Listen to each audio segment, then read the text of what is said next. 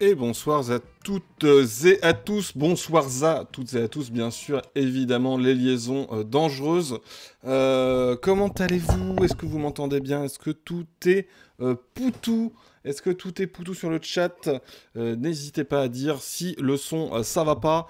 Et pareil pour les voix de nos petits camarades qui vont nous rejoindre. Alors notamment donc Samuel Churin, donc qui est l'invité de ce soir, qui est comédien de théâtre et de cinéma, mais qui est aussi très engagé dans la coordination des intermittents et précaires. Pour ceux qui ont vu un petit peu ce que j'ai partagé sur Twitter concernant ce sujet-là, pourquoi ça m'intéresse? Parce que déjà, on va pouvoir discuter un petit peu de ce qui se passe en ce moment dans le monde de la culture, discuter du statut qui n'est pas un statut, justement. Vous allez voir, je me suis fait engueuler parce que j'ai dit le statut de l'intermittence, mais ce n'est pas un statut, on va vous expliquer tout ça. Et surtout, je suis très intéressé par les propositions de Samuel, qu'il avait déjà développé notamment chez Mediapart, pour l'emploi de manière générale et les droits au chômage pour les habitués du live et les friotistes en goguette. On va parler sans doute de droits attachés à la personne et de ce genre de choses, donc ça va vous rappeler des trucs. Et en plus ce soir, donc on sera trois, car la petite voix de la chaîne, la petite voix dans ma tête, Kat, sera là avec nous, car Kat connaît très très bien le milieu du spectacle, donc elle va co-animer avec moi. Petit mot avant de les appeler. Petit mot avant de les appeler. Alors déjà, désolé les gens hier pour qui m'ont attendu le Banner Saga où j'ai pas pu venir. Bref, je vous fais pas 36-15 ma vie. Je suis vraiment désolé que j'ai pas pu être là à temps. Et merci d'ailleurs les gens qui m'ont envoyé des messages très gentils pour savoir si j'allais bien. Je vais bien, tout est réglé, il n'y a pas de souci. Et du coup, mais en tout cas, toujours désolé pour hier soir, comme disait Trio. Quoi d'autre? Oui, donc avant les vacances, hein, les streams hebdomadaires cet été, il n'y en aura plus. Enfin, ça sera plus sur le rythme hebdomadaire comme ça sera un petit peu plus à la relâche, façon programme de vacances, hein, bien sûr. On fera quand même des trucs. J'ai vu Host, c'est pareil, on va sans doute faire des trucs. Mais là, le fin juin s'arrête le rythme hebdomadaire avant les vacances d'été, mais je peux vous balancer les noms des 4 invités, donc Samuel ce soir. Si je dis pas de bêtises dans l'ordre, ça sera la semaine prochaine Mathilde Larère à la même heure qui nous parlera des révolutions du 19e et notamment de la Commune. Sam Cocaille le mercredi suivant de la chaîne Vidéodrome, très très bonne chaîne que je vous recommande chaudement et qui nous parlera de sociologie du cinéma, une très très bonne approche voilà. Et le dernier mercredi, donc on sera le 24 normalement, ce sera Laëlia Véron et on parlera avec Laëlia de langage bien évidemment puisque c'est sa spécialité, de langage et de pouvoir. Donc voilà, c'est ça le programme pour ce dernier mois de juin. Quoi d'autre, voilà. Et aussi lundi, c'est dégueulasse, nous dirait Bernard Friot. Lundi, vous avez vu, la dernière fois, je me suis pas senti de prendre la parole sur ce qui se passait aux États-Unis, maintenant aussi également en France. Donc, je peux pas vous dire exactement, mais la prochaine matinale, on va en parler. Mais je vais normalement passer mon micro. Je serai là, hein, mais je passerai mon micro à d'autres personnes pour parler des événements récents. Voilà, voilà, voilà. Merci les gens qui follow et qui s'abonnent comme d'habitude. J'ai coupé le son des alertes pour ne pas couper les invités. Mais ça s'affiche quand même à l'écran, les alertes, et en tout cas je vous remercie les gens qui font ça. On va appeler, on va les appeler tous les deux. Je vais devoir un petit peu, ça va être un tout petit peu différent d'habitude, je vais faire petit dans un coin, pour qu'on voit tout le monde. Alors normalement ça appelle. Très bien, je crois qu'on a déjà Samuel, est-ce que tu m'entends? Ouais, je t'entends bien. Ok, très bien. Alors hop, je vais te faire apparaître à l'écran. Moi je te vois, je vais me faire petit dans mon coin. Voilà, on te voit, il n'y a pas de souci. Peut-être pas super Normalement. la lumière, mais bon, c'est comme ça. Je sais pas si je peux mieux faire. Non, c'est pas très grave, t'inquiète pas. T'inquiète pas. Un peu de lumière, mais bon. T'inquiète pas, c'est normal. À part si tu as un studio photographique et une équipe de tournage sous la main. Mais c'est très bien. En tout cas, merci d'être là. J'attends que Kat réponde. Merci beaucoup d'avoir répondu à l'invitation. En tout cas, Samuel. Ok, j'arrive, je fais un truc. Vas-y, vas-y. Ok, je sais pas. Je m'en fous, mais. Ok. Ok, très bien. Ok. Ouh là, si, oui, on me signale, j'ai fait une faute de frappe sur le chat, effectivement, mais c'est pas grave. Je vais la corriger. Alors, que fait. Attendez, je vais voir si. Parce qu'apparemment, notre deuxième animatrice ne répond pas. Comment se fait-il, Madame Persil?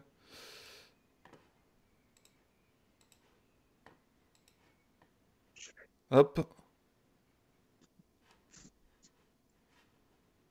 Alors. Non, ça marchera pas. Hop, c'est bon. Alors, en attendant, est-ce que tu peux, toi, déjà te présenter? Je t'ai présenté très très brièvement en disant que tu étais comédien de théâtre et de cinéma, si je dis pas de bêtises, et que tu Ouais. étais impliqué notamment dans la coordination des intermittents et précaires. Bah, tu as tout dit. Ok. Alors, c'est quoi la coordination des intermittents et précaires, sur laquelle j'ai fait une faute effectivement à l'écran? Alors, la coordination des intermittents et précaires est une coordination, comme son nom l'indique, qui a eu le jour le 26 juin 2003. Parce qu'en 2003, il y a eu une très, très, très grosse attaque sur les droits sociaux des intermittents du spectacle. En fait, il y a eu principalement, pas que ça, mais un durcissement de ce qu'on appelle les critères d'accès. Donc, les critères d'accès, ce sont les critères pour avoir le droit au régime. D'accord?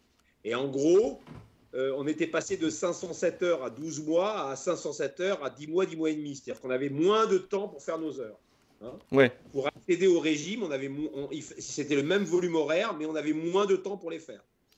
Et donc, c'était déclenché une immense grève nationale qui avait valu l'annulation historique du Festival de l'Avignon, qui n'avait pas été annulé pour le Covid comme cette année, mais qui a été annulé suite à 3 jours de grève des compagnies qui étaient dans le IN à Avignon. Et donc, à l'époque, Bernard Fèvre-Darcier, le directeur d'Avignon, avait dû annuler le festival. Et s'en sont suivis des années et des années de lutte pour retrouver ces fameux 507 heures en 12 mois qu'on a retrouvés en 2016. Donc, comme quoi la lutte paye, parce qu'on a lutté pendant 13 ans, et au bout de 13 ans, on a retrouvé les 507 heures en 12 mois. D'accord, donc vous avez gagné, quoi. L'association des intermittents et précaires et pas syndicat des artistes en lutte ou des techniciens en péril. Parce que dès le départ, nous avons posé, et c'est extrêmement important, ça va avoir lieu le cœur du débat de ce soir, c'est pas du tout qu'on est des artistes et des techniciens, mais qu'on est des travailleurs, qu'on est des salariés à l'emploi discontinu.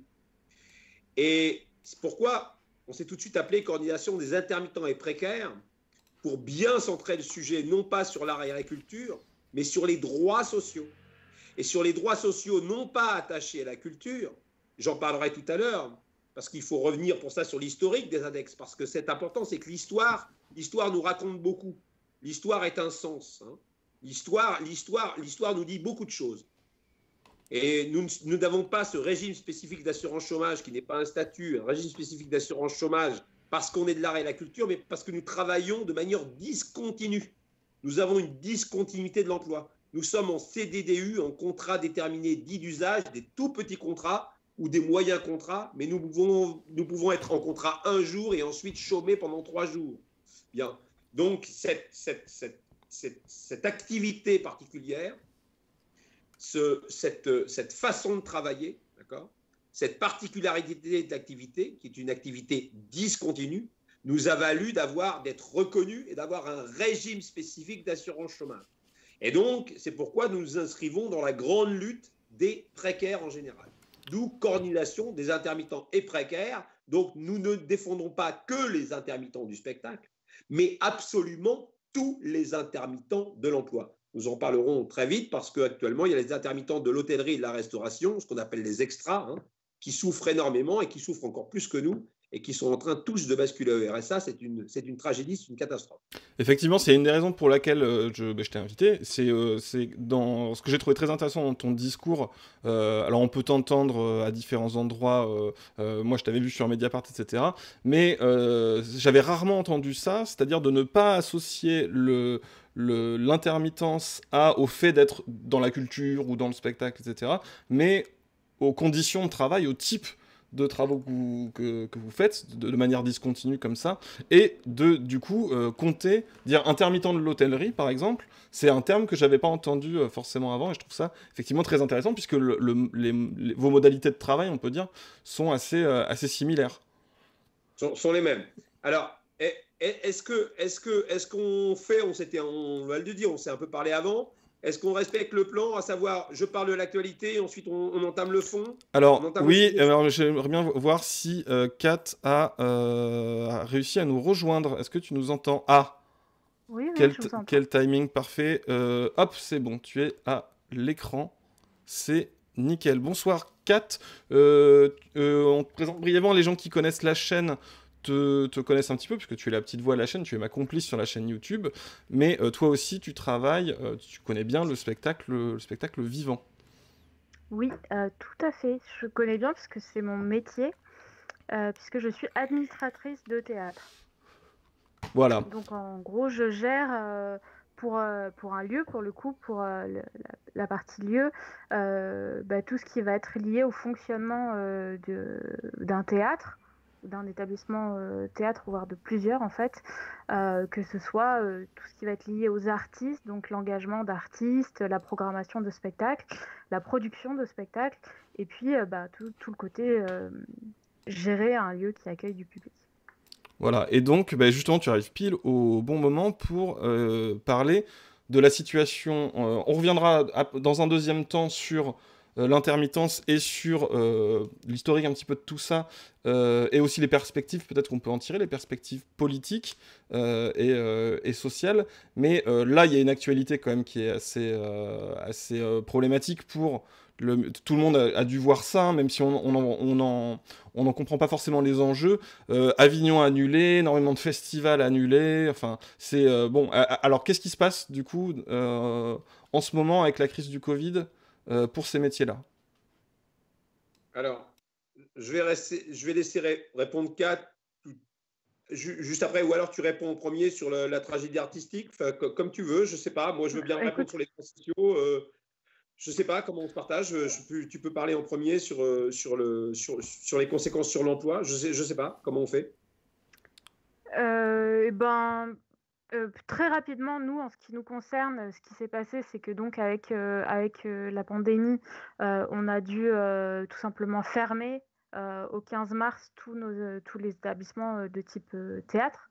Même avant, en fait, un petit peu avant, puisque quand ça a commencé à se développer, se répandre, etc., très vite, les lieux ont pris sur eux de commencer à prendre des mesures pour protéger le public, etc.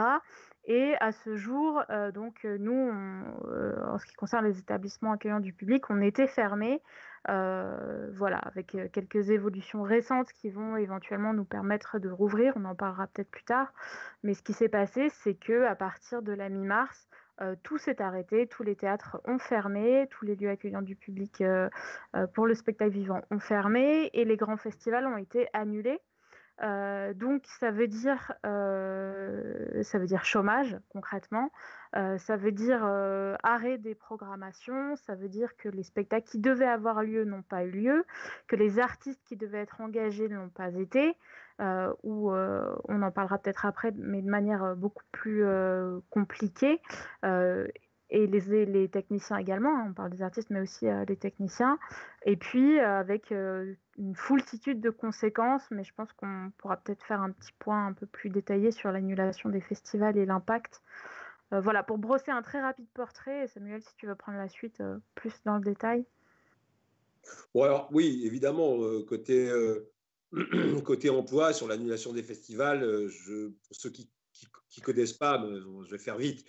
Avignon étant le premier marché de spectacles vivants au monde, Ce n'est pas simplement des gens qui n'ont pas pu répéter et qui n'ont pas pu jouer. Ça fait des salaires en moins et ça fait des heures cotisées en moins, donc ça fait des droits en moins. Vous comprenez qu'il nous faut des heures pour avoir le droit à l'assurance chômage, donc ça fait des heures en moins.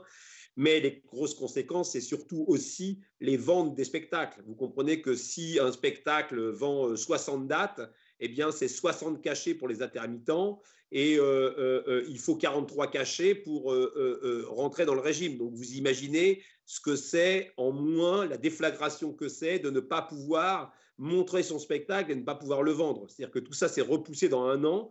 Et donc, le terme qui a été employé, année noire, année blanche, n'est pas un terme comme ça abstrait. Ce sont des gens qui ne vont pas travailler pendant toute la saison. Concrètement, même si là, les salles peuvent rouvrir, il y a tout un tas de gens ceux qui reportent à l'année prochaine, eh bien, leur spectacle est reporté à l'année prochaine, donc ils ne vont pas travailler tout de suite. Alors, au niveau des mesures, on a entendu donc Emmanuel Macron, ça a été très médiatisé, annoncer une année blanche pour les intermittents, c'est-à-dire répondre soi-disant à notre demande. En fait, il a répondu que partiellement et dans des conditions extrêmement vagues. Ça fait un mois qu'il a parlé, nous ne savons toujours rien. Concrètement, nous ne savons toujours rien, d'accord ? Alors, juste une chose, c'est quoi une année blanche, du coup ? Il a prévu une prolongation des droits jusqu'au 31 août 2021. Bon, c'était ça, sa définition de l'année blanche. Ce n'est pas du tout la définition des premiers concernés.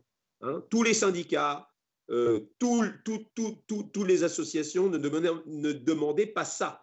On demandait un renouvellement des droits à date anniversaire. En gros, vous avez votre date d'anniversaire le 15 février 2021, vous n'avez pas pu bosser. Normalement, sans Covid, vous auriez renouvelé le 15 février 2021 pour un an, donc jusqu'au 15 février 2022. Et là, on nous annonce simplement une prolongation jusqu'au 31 août 2021. Donc, prolongation ne signifie pas renouvellement du régime pendant un an. Quand nous avons nos heures, nous sommes renouvelés pendant un an. Bien.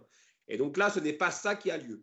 Mais même ça, nous ne savons pas à quelle sauce nous allons être mangés. Parce que là, il y a eu je ne vais pas rentrer dans les détails, mais il y a eu un amendement du gouvernement qui est passé au Sénat, à l'Assemblée, qui dit une chose très vague, qui dit certains des intermittents du spectacle pourront éventuellement être prolongés jusqu'au 31 août 2021. Alors, vous voyez les définitions vagues, c'est certains d'entre nous, c'est éventuellement, donc tant que le décret n'est pas écrit, nous ne savons pas à quelle sauce nous allons être mangés. Ça, c'est pour les intermittents du spectacle. Je rappelle que le décret s'écrit chez les services de Pénicaud. Ce n'est pas Riester, le ministère de la Culture, lui, il n'a bizarrement rien à voir avec ça, car ce sont des droits sociaux. Donc, c'est le ministère du Travail qui gère l'assurance chômage. Bien, ce n'est pas le ministère de la Culture.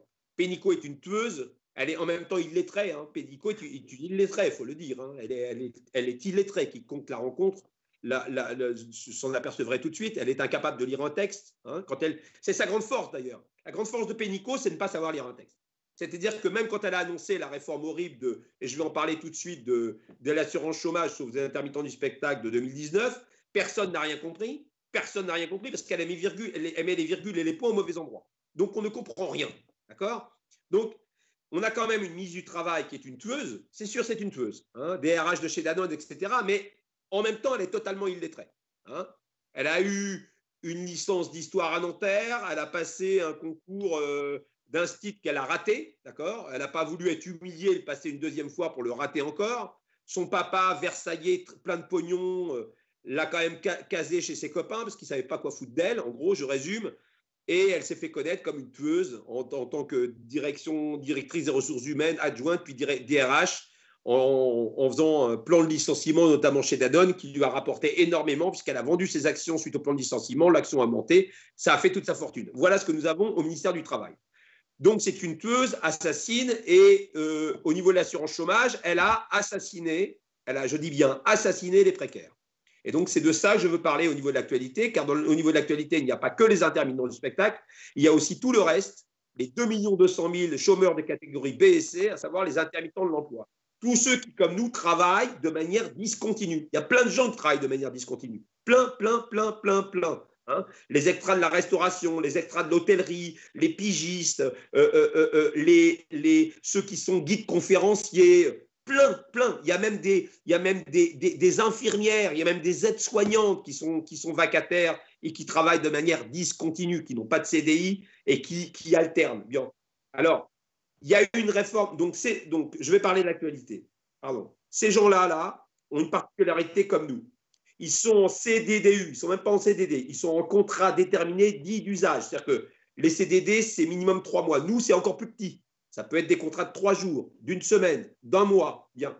Donc, en CDDU, il y a les intermittents du spectacle et tout le reste, tous les intermittents de l'emploi. Nous, au moins, on a un petit espoir avec cette prolongation, même si ce n'est pas génial. Eux, ils n'ont rien. Eux, ils n'ont rien.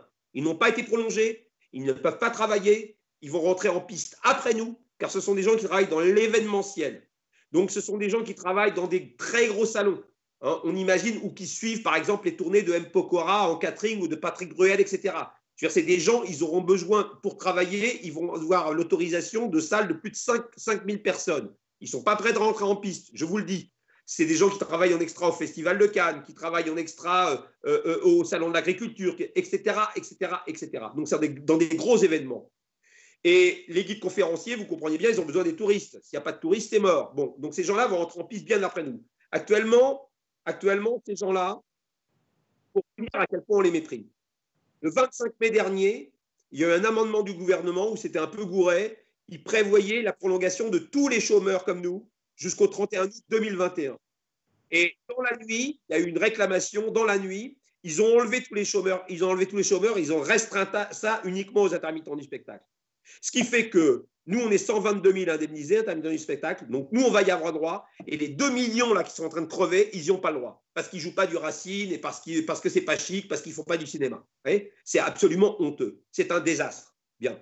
Et pourquoi c'est un désastre aussi? C'est parce qu'il va y avoir un double effet qui se coule à la rentrée au 1er septembre. Alors là, je voudrais m'arrêter là-dessus. C'est en même temps l'actualité, mais en même temps, ça, c'est l'actualité du moins qui dépasse le Covid, mais qui va être aggravée par le Covid. En 2019, les services de Pénico, l'État, a osé, je le dis, mettre en place la pire des réformes jamais mises en place depuis le Conseil national de la résistance, depuis tous les droits sociaux mis en place par le Conseil national de la résistance, et ainsi de suite, en 45 et 46. La pire des réformes. On en a très peu parlé. La réforme des retraites, c'était rien à côté. Je dis bien, c'était rien. Qu'est-ce qu'a osé faire Pénico? Elle fait 4,5 milliards d'euros d'économies en 3 ans sur les plus pauvres des chômeurs. Retenez bien ce chiffre. 4,5 milliards d'euros d'économies sur les plus pauvres des chômeurs. Pourquoi on n'a pas trop entendu parler? Parce que les intermittents du spectacle ont été épargnés. Là, pour ça, il faut que je raconte un peu les règles. On va rien. À l'assurance chômage, il y a un régime général qui est censé couvrir l'emploi stable, qui est adapté au CDI. C'est le régime général, c'est adapté pour des gens qui, au bout de, mettons, 7 ans de boîte, se retrouvent au chômage et vont toucher 2 ans de chômage. Ils sortent de l'emploi plein, d'accord, de l'emploi CDI à temps plein. Hein, ils font leurs 35 heures par semaine et ils se retrouvent au chômage. Ça, c'est le régime général. Ce sont des règles pensées pour ça, d'accord. Nous, on a des règles dérogatoires, j'en parlerai après, annexes au règlement, parce que nous travaillons par discontinuité, et donc les règles du régime général ne sont pas adaptées à nos pratiques d'emploi. Donc, on a inventé des annexes au règlement, d'où annexes 8 et 10 des intermittents du spectacle. On a inventé des annexes au règlement pour adapter les règles à nos pratiques d'emploi. Bien. Hélas, pour tous ces gens-là qui ne sont pas intermittents du spectacle, on leur a cassé leur annexe. Ils dépendaient de l'annexe 4, celle des intérimaires et des saisonniers.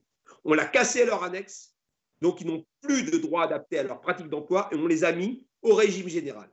Et la qu'a fait Pénico, je vais pas rentrer dans la technique parce que c'est trop compliqué, elle a changé le mode de calcul uniquement pour eux, en ciblant ces gens-là, non pas les gens qui sortaient de l'emploi stable et qui allaient être au chômage, non, uniquement les gens qui cumulent petit boulot et assurance chômage. Pour ceux-là, pour cette catégorie-là, qui, comme nous, cumulons boulot et assurance chômage, et les massacres au niveau de l'indemnité journalière. C'est-à-dire que c'est des gens qui vont passer de 48 ou 50 euros d'indemnité journalière quand ils ne travaillaient pas, alors, ils avaient 50 euros par jour quand ils ne travaillaient pas, à 10 euros d'indemnité journalière quand ils ne travaillaient pas.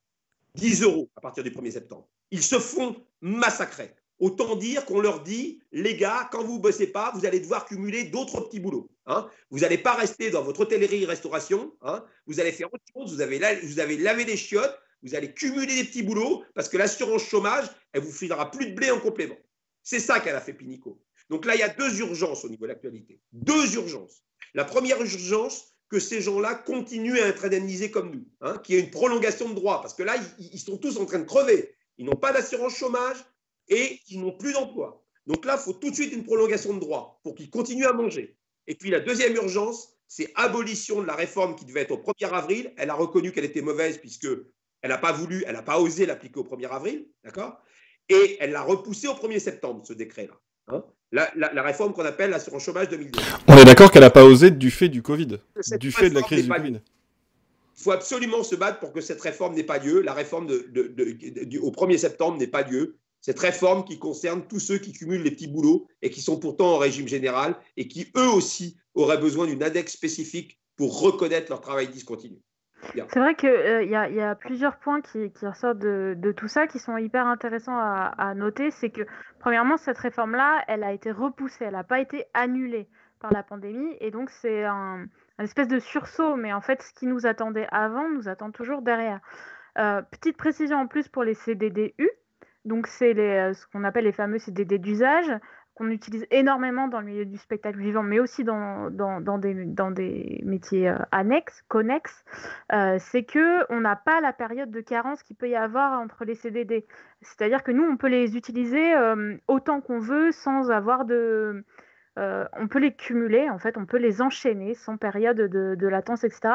C'est vraiment le modèle de contrat qui est majoritaire aujourd'hui dans notre milieu et dans notre mode de fonctionnement. Et dernier point qui est hyper important à noter de tout ça, enfin avant-dernier point d'ailleurs, parce que j'ai une autre remarque sur laquelle on pourra discuter après, mais c'est que il y a un point qui a été très très houleux pendant ces discussions autour de l'année blanche, etc. C'est qu'arrive-t-il aux intermittents qui étaient en train de cumuler des heures pour ouvrir des droits? Qu'arrive-t-il à ces gens-là qui ne sont pas encore indemnisés au titre du régime intermittent? C'est un point qui est très très très particulier puisque c'est un régime qui a ça de spécifique qu'en fait les gens en rentrent, en sortent, on doit le renouveler tous les ans, on doit tous les ans montrer vraiment patte blanche, avoir cumulé ces fameuses 507 heures, etc. Mais avant de devoir chaque année jouer notre vie sur ce statut, eh ben, il faut y rentrer dans ce statut. Et donc, tout ce qui était... Oui, dans le régime de l'assurance chômage, mais en tout cas, c'est complètement pas un statut. Et c'est hyper important. On expliquera. Pardon, je crois que mon micro. On expliquera. Vous nous expliquerez pourquoi c'est pas un statut justement après. Si non, c'est vraiment important de dire que c'est un régime de l'assurance chômage et que je disais ce fameux statut, je mets des gros guillemets puisque c'est comme ça qu'on s'y réfère souvent hyper à tort. Mais en tout cas, il y a cette question-là qui reste hyper fragile. Et il ne faut pas oublier, dernier point, et ça va avec ce que disait Samuel et le développement qu'il va faire derrière, j'imagine, mais il faut savoir qu'on est complètement interdépendants les uns des autres. C'est-à-dire que nous, en tant que lieu, en tant que gens qui programmons des saisons théâtrales, on est complètement dépendant des hôteliers qui vont loger les artistes qui viennent jouer chez nous, les techniciens qui viennent jouer chez nous. On est hyper dépendant des gens qui vont leur faire à manger, ce qu'on appelle du catering. On est hyper dépendant de toutes ces petites sociétés qui gravitent autour et qui font qu'en fait, on est un maillage, un vrai maillage. En fait, on fonctionne en réseau et que si on porte atteinte à une partie du réseau, c'est l'ensemble de cette espèce de château de cartes qui risque de s'écrouler puisqu'on a tous besoin les uns des autres et que cette réforme qui donc a été suspendue mais qui n'a pas du tout été annulée, elle met en péril l'ensemble du système en fait. Ok, très bien. Juste avant de passer, parce que là on va rentrer un petit peu dans le dur, justement les structures là en ce moment donc qui font c'est parce que les structures peuvent pas bosser que il y a beaucoup de gens qui se retrouvent au chômage sans rien, etc. Moi j'ai vu passer un chiffre comme quoi il y avait quelque chose comme la moitié des structures qui étaient menacées. Est-ce qu'il y a est-ce que le gouvernement propose des choses pour que les festivals, les structures, les salles puissent continuer à vivre et pas sauter avec tout le maillage justement parce qu'on voit bien, là je pense que vous avez très bien expliqué tous les deux, on comprend bien l'effet boule de neige absolument catastrophique que ça pourrait avoir si tout ça tombe, quoi. D'ailleurs, à ce sujet, je voudrais juste rajouter une précision sur ce que disait Samuel par rapport au Festival d'Avignon, c'est que effectivement, le Festival d'Avignon, au-delà d'être hyper agréable pour le public, pour aller découvrir des spectacles, etc., nous, dans le cadre des professionnels du spectacle vivant, et moi je prêche pour ma paroisse, c'est-à-dire les programmateurs, les lieux d'accueil de spectacles, c'est un marché, c'est un énorme marché. Et en fait, ce qui se passe, c'est que non seulement on ne peut pas aller acheter des spectacles, donc on ne peut pas créer de l'emploi sur la saison à venir ou la saison d'après, puisque les programmateurs qui cherchent sur le Festival d'Avignon 2020, en fait, ils programment éventuellement fin 2021, mais c'est aussi principalement sur 2022. C'est un impact qui est à très long terme, et ça, c'est important de le souligner. Et donc, les choses qui sont mises en place pour aider aujourd'hui, et il y a plusieurs systèmes, on va en parler, tiennent pas forcément compte qu'en fait, c'est une onde de choc qui va se répercuter pendant très longtemps, parce qu'il n'y a pas eu de création, il n'y a pas eu de répétition, il n'y a pas eu d'achat de spectacle, et qu'il y a aussi tout le décalage de la saison. C'est-à-dire que tout ce qui n'a pas pu avoir lieu dans les théâtres, dans les salles de concert, dans les lieux d'accueil de spectacles vivants, il y a une grande partie qui n'a pas été annulée, qui a été reportée en fait, qui a été décalée. Et donc ça veut dire aussi que les spectacles qui devaient être accueillis en fait ne seront pas accueillis, parce qu'on va juste reculer le problème. En fait, on va le déplacer, on va accueillir ce qu'on aurait dû avoir. On n'accueillera pas de nouveaux spectacles tout de suite, on n'embauchera pas de nouveaux intermittents tout de suite, et ainsi de suite en fait. Et que cette onde de choc, elle va se répercuter pendant très longtemps, et bien au-delà de août 2021. Voilà, fin de la petite parenthèse. Mais je voulais juste commencer à aborder ce point-là. Et donc, on en vient à cette idée, j'imagine, que la seule façon de protéger les gens, c'est justement le régime, enfin ça sert à ça, le régime d'assurance chômage, qui est en train d'être détruit par les gens qui devraient justement le par Pénicaud, etc. Voilà. Je ne voudrais pas créer de confusion. Pénicaud s'est attaqué au régime général, et s'est attaqué à l'indemnisation des gens qui ont les mêmes pratiques d'emploi que nous. Je redis bien, la réforme de l'assurance chômage n'a pas touché les intermittents du spectacle. Voilà, mais c'est ce que je voulais en venir là-dessus. La réforme de l'assurance chômage a touché le régime général et a laissé les annexes 8 et 10 des intermittents du spectacle de côté. Nous, elle n'a pas changé nos règles, d'accord ? Donc, cette réforme-là va taper très fort sur tous les intermittents de l'emploi, les gens qui ont les mêmes pratiques que nous, mais qui n'émargent pas aux annexes 8 et 10 parce qu'ils ne sont pas un métier du spectacle ou de l'audiovisuel. Et ils n'ont pas d'employeurs, qui sont des employeurs du spectacle. À ce titre-là, il faut bien reconnaître, comme le disait Kat, la porosité, c'est à hurler, même à hurler de rire. Et puis après, je vais arriver à mon sujet, parce que je suis. Mais ça fait partie de mon sujet. Mais je ne suis pas là pour parler à agriculture, mais vous allez comprendre. Vous avez une personne qui va travailler sur un tournage de film et qui est ce qu'on appelle un régisseur, mais pour le cinéma. Il n'est pas la même chose qu'un régisseur de théâtre. En gros, un régisseur de théâtre, ça monte des décors, ça fait des accessoires. Régisseur du cinéma, c'est lui qui va aller chercher les acteurs à la gare, c'est lui qui va aller faire les courses. Et dans les régisseurs de cinéma, il y a beaucoup où leur job, c'est toute la journée faire des sandwichs et s'occuper du catering, mais une catering sur le tournage. Celui-là, parce qu'il est engagé directement par la boîte de production, il va dépendre des annexes 8. Donc lui, il va pouvoir bénéficier de ce régime d'intermittence du spectacle. Et à côté de ça, le midi, quand on fait du cinéma, on est à l'extérieur, le midi, on va souvent manger sous une tente, d'accord ? Et là, il y a un repas chaud, d'accord ? Et il y a un catering chaud. Et là, en revanche, les producteurs du cinéma délèguent à des sociétés de cuisine qui font du catering, d'accord ? Qui ne font que ça, dont les salariés travaillent par intermittence, mais comme ils ne se sont pas payés par la boîte de production de cinéma, mais qui sont payés par une boîte généraliste de cuisine, comme ils n'ont pas un employeur qui est un employeur de spectacle ou de cinéma, ils n'ont pas le droit d'émarger aux annexes 8. Donc eux, ils sont au régime général. Vous voyez bien comme deux métiers qui se ressemblent, parce qu'il y en a un qui a le bon employeur du moins qu'un employeur qui fait partie des métiers du spectacle et de l'audiovisuel, et que l'autre, un employeur qui fait partie du monde de la cuisine, eh bien, ils font le même métier, la même activité. Ils sont tous les deux, ils sont tous les deux intermittents. Ils travaillent tous les deux dans la discontinuité. Pourtant, il y en a un qui va pouvoir dépendre et bénéficier du régime des intermittents du spectacle et pas l'autre. Vous voyez à quel point c'est totalement aberrant. Alors, revenons quand même au sujet que je voulais développer et revenons à l'historique des annexes 8 et 10. Vous allez voir, c'est pas long et c'est extrêmement intéressant. C'est lumineux. Et quand on comprend ça, après, on comprend tout. Les annexes 8 et 10 ne sont pas nées à cause de l'art et de la culture. Absolument pas. Ils sont nés parce que les producteurs du cinéma se sont aperçus que les techniciens du cinéma ne pouvaient pas, de fait, enchaîner des contrats et ne pouvaient pas être en CDI. Donc, ils avaient des activités par nature discontinues.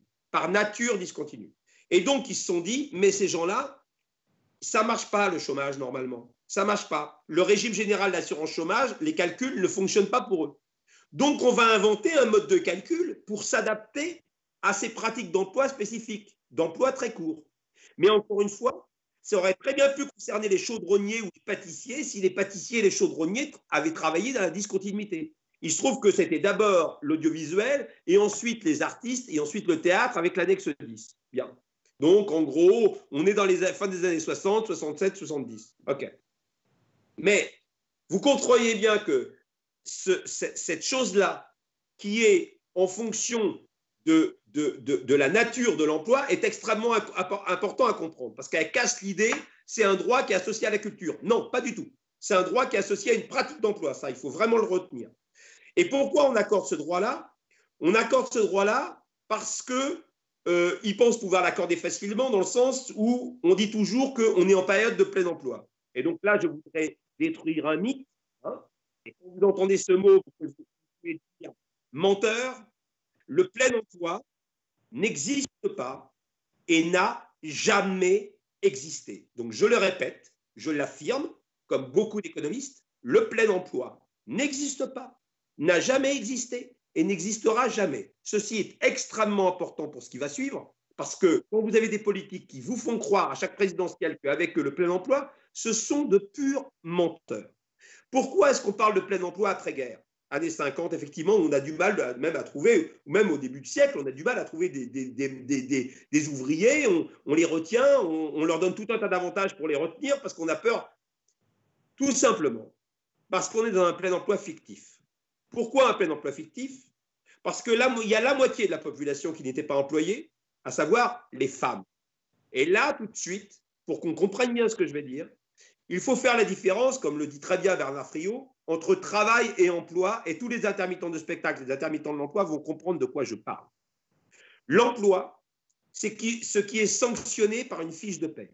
Vous voyez là, tout de suite, avec vous, je fais une sorte de conférence, je travaille, et pourtant je ne suis pas payé, donc je ne suis pas en emploi. Je confirme. Les mères de famille qui, pendant des années, dans les années 40, 50, etc., ont élevé leur enfant, fait la vaisselle, etc., elles travaillaient comme des malades, mais elles n'étaient pas employées. D'accord ? À partir du moment où elles ont été mises, heureusement, avec l'émancipation sur le marché de l'emploi, on s'est bien aperçu que le plein emploi n'existait pas. C'est-à-dire que le volume d'emploi ne pourra pas couvrir tout le monde, on le sait. Mais à l'époque, effectivement, quand vous enlevez la moitié de la population active, en gros, un peu moins de la moitié, parce qu'évidemment, il y avait des femmes qui étaient employées, il y avait quand même des femmes profs, il y avait quand même... mais elles étaient ultra minoritaires. Hein. Quand vous rajoutez les femmes, et quand vous rajoutez, heureusement, enfin, quand l'ensemble de la population active, à plus de 18 ans, peut être en emploi, et bien là, tout d'un coup, vous apercevez que le plein emploi n'existe pas, si ce n'est interdire aux femmes ou interdire aux hommes de travailler. Et là, on retrouvera le plein emploi. Vous comprenez que c'est une aberration. Bien. Donc, il faut bien faire la différence entre travail et emploi. Sinon, on ne comprend pas de quoi on parle. Hein. Nous savons, nous, intermittents du spectacle ou même intermittents de la restauration, etc., nous avons coutume de dire que nous travaillons tout le temps et nous sommes employés de temps en temps. D'accord ?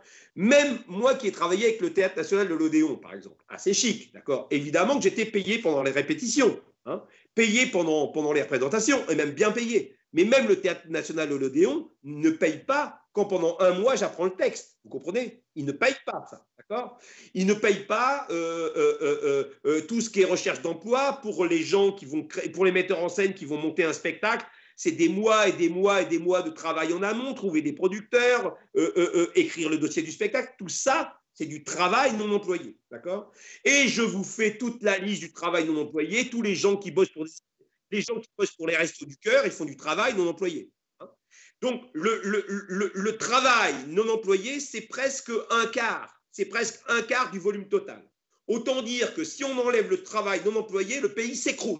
D'accord? Mais ça, même les économistes libéraux le reconnaissent. D'accord? Le PIB, le produit intérieur brut français, est enrichi énormément par le travail non emploi. Parce que si tous les mecs des assos, là, fallait les employer, enfin, fallait les payer, vous imaginez comme le pays s'écroulerait. Enfin, je veux dire, à un moment donné, le travail en emploi, c'est énorme. Il y a à commencer par les étudiants. Un étudiant travaille et pourtant, il n'est pas employé. Et pourtant, c'est du travail. Bien.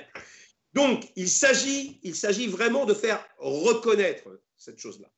Et donc, par rapport à ça, on a quoi? On a des politiques qui nous mentent. On a des politiques qui nous mentent. J'avais écrit un article dans Le Monde déjà en 2007 où j'avais remarqué que tous les candidats à l'élection présidentielle, absolument tous, de l'extrême gauche à l'extrême droite, n'avaient aucun mot sur l'assurance chômage, aucun mot sur les précaires, aucun mot sur les chômeurs, rien. En revanche, ils avaient tous, et encore maintenant, une baguette magique concernant l'emploi. C'est-à-dire que tous, absolument tous, avaient un discours en disant « Moi, président de la République, il n'y aura plus de chômage, je retrouverai l'emploi ». Avec des méthodes totalement différentes, on est d'accord, et je ne les mélange pas. En général, pour l'extrême gauche, c'est partage du temps de travail et interdiction des licenciements. Pour l'extrême droite, c'est on vire tous les étrangers, comme ça les Français auront du boulot. Bon. Et puis, Ségolène Royal ou Hollande, c'était exemption de charge. Par exemple, Hollande, c'était un jeune, un vieux, vous employez un jeune, un vieux. Et donc là, la solution, on fait exemption de charge. Et grâce à cette méthode, moi, vous allez voir que les jeunes, ils vont rentrer dans l'emploi ou les vieux vont rentrer dans l'emploi. Alors, ce qu'il faut dire à ces gens-là, c'est qu'ils sont aussi criminels que si on disait, moi, président de la République, eh bien, avec moi, je vais faire en sorte qu'il n'y ait plus de malades et donc on peut arrêter les médicaments et l'assurance maladie. Ce serait aussi criminel que ça. Parce que je le dis de manière très claire, il y a 6,5 millions de chômeurs, je dis bien 6,5 millions de chômeurs inscrits à Pôle emploi. Vous pouvez le vérifier, c'est le dernier chiffre des Échos. Les Échos, c'est quand même un journal de droite, donc pas de problème, on peut leur faire confiance. 6,5 millions de chômeurs inscrits à Pôle emploi. Donc, je ne parle pas du clochard ou des gens qui, depuis longtemps, s'inscrivent plus à Pôle emploi parce qu'ils en ont ras-le-bol. Hein. En gros, il y a presque 9 millions, autour de 9 millions de pauvres, mais là, je parle uniquement des chômeurs qui ne sont pas radiés. Hein, c'est 6,5 millions. Si avec cette baguette magique, je leur accorde, allez, je suis sympa, ok, je leur accorde 1,5 million d'emplois. Imaginez un mec qui dit, je vais créer 1,5 million d'emplois. Ce qu'avait promis Gattaz, l'ex-patron du MEDEF, hein, suite au plan Macron-Hollande, le CICE, qui était exemption de charge pour les entreprises. Il avait prévu 1 million d'emplois. Il a créé 0 emploi et les exemptions de charge ont été dans les marges et les parachutes dorés des patrons et pas pour les salariés. C'est comme ça que ça s'est terminé. Bref. Donc, imaginons qu'on crée 1 million d'emplois. Je leur donne ce crédit. OK. 1,5 million d'emplois. Il reste 5 millions de chômeurs. Et quand je suis en phase 2, je leur dis, OK, vous allez créer 1,5 million d'emplois? Super. Il reste 5 millions de chômeurs. On en fait quoi? C'est quantité négligeable? On en parle ou on n'en parle pas? Alors, en attendant, à un moment donné, après, vous leur dites, OK, on veut bien vous croire. On veut bien vous croire. OK. Mais alors, c'est gagnant-gagnant. Alors, on va dire qu'on va bien vous croire qu'avec vous, il n'y aura plus de malades. On va bien vous croire. Je veux bien vous croire, même si je sais que ça n'existe pas, qu'avec vous, il y aura vraiment le plein emploi. Je veux bien vous croire. Mais alors, top là, gagnant-gagnant. Ces gens qui n'ont pas de... D'accord? En attendant qu'il y ait plein emploi, on leur donne à bouffer. OK? Et puis, quand il y aura plein emploi, super, on n'aura plus besoin de leur donner à bouffer. Mais en attendant qu'il y ait plein emploi, on leur donne à bouffer. D'accord? Bon. Et alors, là, il faut raconter une autre chose. Comment ça se passe et pourquoi ça se passe comme ça. Tout est lié autour du lien de subordination. Et là est là le point central. Parce que, pourquoi est-ce qu'on était attaqué sur les années 8 et 10 avec des déficits qui n'existent pas, etc. Donc, on nous attaquait, par exemple, je vais faire une parenthèse, vous avez certainement beaucoup entendu parler, on a taxé les intermittents du spectacle, d'avoir 1 milliard de déficit. Donc, ça paraissait énorme, comme ça, etc. Il faut savoir que l'assurance chômage, c'est presque 38 milliards de dépenses par an. 1 milliard de déficit. Le problème, c'est que si vous prenez 100 000 chômeurs, n'importe quel 100 000 chômeurs, 100 000 plombiers au chômage, ça coûte 1 milliard.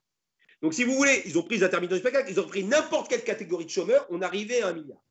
Ce qu'il faut retenir, c'est que on est 3,5% de la population de l'assurance chômage et on perçoit 3,4% des dépenses. Vous voyez, je l'affirme, un intermittent du spectacle ne coûte pas plus cher qu'un chômeur, entre guillemets, traditionnel.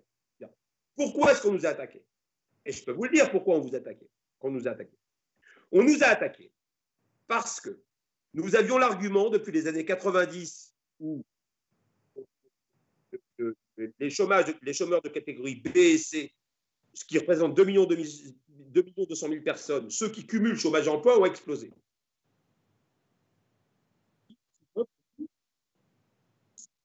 Oula, on t'entend plus, Samuel? On t'entend plus. Ah, c'est bon. Il faudrait étendre l'intermittence du spectacle à toute l'intermittence de l'emploi. Puisqu'encore une fois, je rappelle qu'au départ, nous avons ce régime spécifique grâce à nos pratiques d'emploi. Donc, on avait envie de dire, à pratique d'emploi égale, régime égal. Qu'on fasse de la cuisine ou qu'on joue du Molière. Pareil.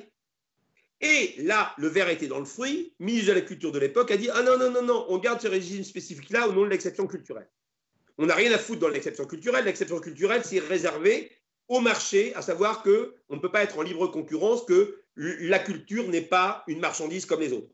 Mais l'exception culturelle n'a rien à foutre dans l'assurance chômage. Et donc, pour éviter qu'on étende ce régime spécifique à toute l'intermittence de l'emploi, ils ont sorti ce prétexte fallacieux. Et pourquoi est-ce qu'ils ont sorti ça? Parce que là, j'attire votre attention sur ce qu'on appelle le lien de subordination. Et ça, c'est extrêmement important à comprendre. Ce qu'il faut savoir, c'est qu'à chaque fois que vous attaquez les précaires, vous attaquez l'emploi stable, de manière inévitable.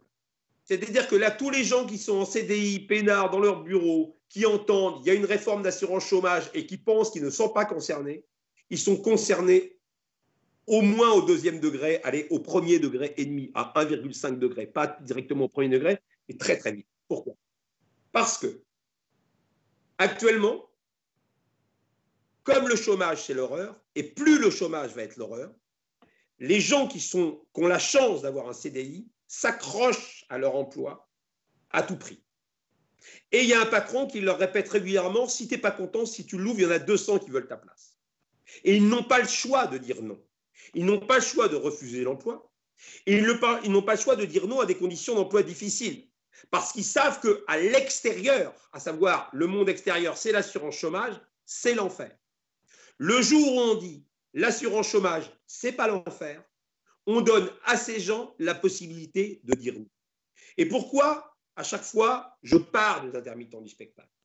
Parce que nous sommes un formidable laboratoire. Un formidable laboratoire. Je vous ai parlé tout à l'heure de 2003. Qu'est-ce qui s'est passé en 2003? On a durci les critères d'accès. C'est-à-dire qu'on a dit, vous aurez que 10 mois, je schématise, ou 10 mois et demi, suivant on était artiste ou technicien, pour faire vos heures. Première conséquence, sur les 3 ans, baisse généralisée des salaires. Pourquoi? Parce que les employeurs, ce n'est pas une question de gentil ou méchant, avaient bien compris que les gens, il fallait qu'ils fassent leurs heures beaucoup plus rapidement. Quand vous avez 12 mois pour faire vos heures, vous avez à un moment donné la possibilité de dire non. Ou dire non, je ne veux pas prendre ce job-là parce qu'il n'est pas assez payé. Ou alors, ce job-là ne m'intéresse pas. Mais quand vous avez moins de temps pour faire vos heures, vous êtes bien obligé d'accepter n'importe quoi et à n'importe quel prix. Du coup, ça crée du dumping social. Vous voyez bien que des droits en conséquence, eh bien, ça a une conséquence directe aussi sur l'emploi. Donc, la première chose que nous, on a fait à la coordination, au niveau, puisqu'on a fait des propositions, on n'a pas fait que s'opposer, on a fait des propositions d'un nouveau régime d'assurance chômage adapté à la discontinuité. La première chose qu'on a faite, 5 jours après la création de la coordination, c'est d'abolir les listes de métiers. La première chose qu'on a faite, on a aboli les listes de métiers pour les raisons dont je vous parlais tout à l'heure. Celui qui travaille dans la discontinuité doit bénéficier d'une annexe qui est adaptée à ce régime discontinu. Très clair. Et puis on a fait une autre chose en 2014, donc 11 ans après. On a estimé qu'on était dans un temps où la précarité était de plus en plus grandissante et qu'il y avait trop de gens qui n'arrivaient pas à faire leurs 507 heures, qui étaient bloqués des fois à 480 heures et à cause de ça, ils n'avaient pas de droits, etc. Et on a carrément pété les critères d'accès, c'est-à-dire qu'on a mis les critères d'accès à 0 heure. Je dis bien à 0 heure. Eh bien, elle est là, notre proposition. Imaginez un monde, ça va vous paraître absolument délirant peut-être, mais imaginez un monde où un chômeur en fin de droit a le droit au SMIC. Tout le monde a le droit au SMIC. D'accord ? C'est un monde qui vous donne, premièrement, qui reconnaît le travail en dehors de l'emploi. C'est un monde qui vous donne la possibilité de dire non. Je peux vous assurer que immédiatement, ce changement de logiciel paraît simple, mais il est révolutionnaire. Parce que les boulots pénibles, obligatoirement, vous êtes obligé de les augmenter. Parce que vous n'avez pas, entre la possibilité de chômage et la possibilité de faire un ravalement de façade d'immeuble, vous allez demander plus pour le ravalement de façade d'immeuble si on vous demande de bosser. Donc, je vous dis que les boulots les plus pénibles, le boulot attrayant, vous avez intérêt de le faire. C'est sympa un boulot attrayant. Mais en revanche, le travail pénible, ça va augmenter. Et puis surtout, comme le dit très bien Bernard Fillet, l'emploi ne recouvre pas le travail, qui ne recouvre pas la vie. L'emploi ne recouvre pas le travail, vous avez compris, l'emploi, c'est ce qui est sanctionné par une fiche de paie, ne recouvre pas le travail. Et le travail ne recouvre pas la vie. Parce que, et je finirai avec ça, il faut arrêter avec la sacro-sainte valeur travail. Quand on voit les chiffres de n'importe quel rapport sociologique sur la souffrance, c'est bien beau jeu quand on est politique de dire la valeur travail. Mais ces politiques-là n'aimeraient pas que leurs enfants fassent, je parle du ravalement parce que dans mon immeuble, il y a eu il y a 2 ans, c'était des gens qui crachaient et qui toussaient toute la journée avec des produits toxiques.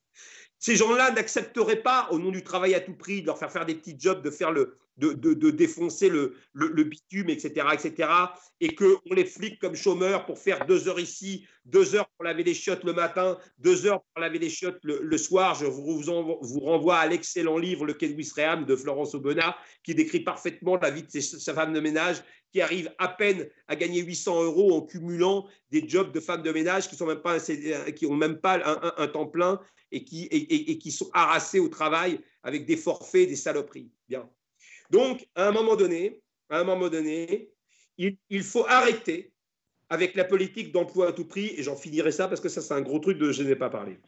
La politique d'emploi à tout prix en France, écoutez bien le chiffre d'Arest, ça, la d'Arest, c'est le statistique. La politique d'emploi à tout prix, c'est écoutez bien, mais vraiment écoutez bien ce chiffre dont personne ne parle. Vous pourrez le vérifier. 141 milliards d'euros par an, dont un peu plus de 40 milliards pour l'assurance chômage. Donc, en dehors de l'assurance chômage, la politique d'emploi à tout prix en France, c'est plus de 100 milliards d'euros par an. Je n'ai pas dit millions, plus de 100 milliards d'euros par an dépensés au nom de l'emploi à tout prix. L'emploi à tout prix, par exemple, on va injecter des millions d'euros chez Alstom pour construire des TGV qui vont ne servir à rien puisqu'ils vont rouler sur des lignes TER du sud de la France à vitesse non TGV pour sauver la boîte. On va sauver des emplois inutiles qui ne servent à rien au nom de l'emploi. Et le problème, c'est qu'effectivement, tous les syndicats et tous les partis politiques ont été bâtis autour de cette idée non dépassable de l'emploi et du CDI. D'accord ? C'est leur matrice, c'est leur cheval de bataille, à tel point que si vous regardez bien comment ça se passe, tous les politiques sont très émus quand une boîte va fermer. Ils vont même rejoindre, comme l'avaient fait Le Pen et Macron, ils vont même rejoindre les gens à la sortie de l'usine avec les barbecues, etc., etc. Et donc, ils sont pleins d'empathie pour la victime qui est encore travailleur et qui va perdre son emploi. Mais quand cette victime travailleur perd son emploi et qu'elle devient chômeur, elle passe immédiatement de victime à coupable. Et de fait, on la culpabilise et on la force à avoir une recherche active d'emploi. Et on lui dit, si jamais tu refuses un emploi et un deuxième emploi, on te coupe les vivres. Et l'emploi, ça pourra être un emploi à 80 bornes, un emploi à temps partiel de merde qu'on ne peut pas faire. Est-ce qu'on pourrait à un moment donné interroger le choix de l'emploi? Est-ce qu'on pourrait interroger le fait que c'est bien d'avoir un sens dans ce qu'on fait? D'accord? Et alors, on arrive à des délires que aiment bien certains de gauche, hein, les territoires zéro chômeur. Super, territoire zéro chômeur. Alors là, on a trouvé le truc génial que tous les progressistes adorent. Territoire zéro chômeur. Ce sont des gens, au lieu d'être au chômage, on les remet à l'emploi. Donc, ils sont obligés de dire merci pour toucher un SMIC et pour faire un boulot qu'ils ne veulent pas et donc ils ne savent même pas pourquoi ils le font. Hein. En gros, dans les territoires zéro chômeur, tu as des mecs, pour donner une image, qui trient les patates moyennes et grandes pour le soir les remettre ensemble. D'accord? On les occupe. On les occupe à faire des trucs. Et le pire, c'est que toutes ces politiques-là, c'est l'État qui paye à la place des employeurs. Hein, parce qu'il y a des employeurs qui bénéficient de territoires zéro chômeur. Donc on se retrouve comme à New York, le truc absolument délirant, où dans la ville de New York, pour Central Park, qui est quand même un des plus grands parcs urbains du monde, il n'y a que les jardiniers sont que des chômeurs, ça c'était le rêve de Laurent Wauquiez pour le RSA, ne sont que des chômeurs qui, pour toucher leur assurance chômage, font jardinier dans Central Park.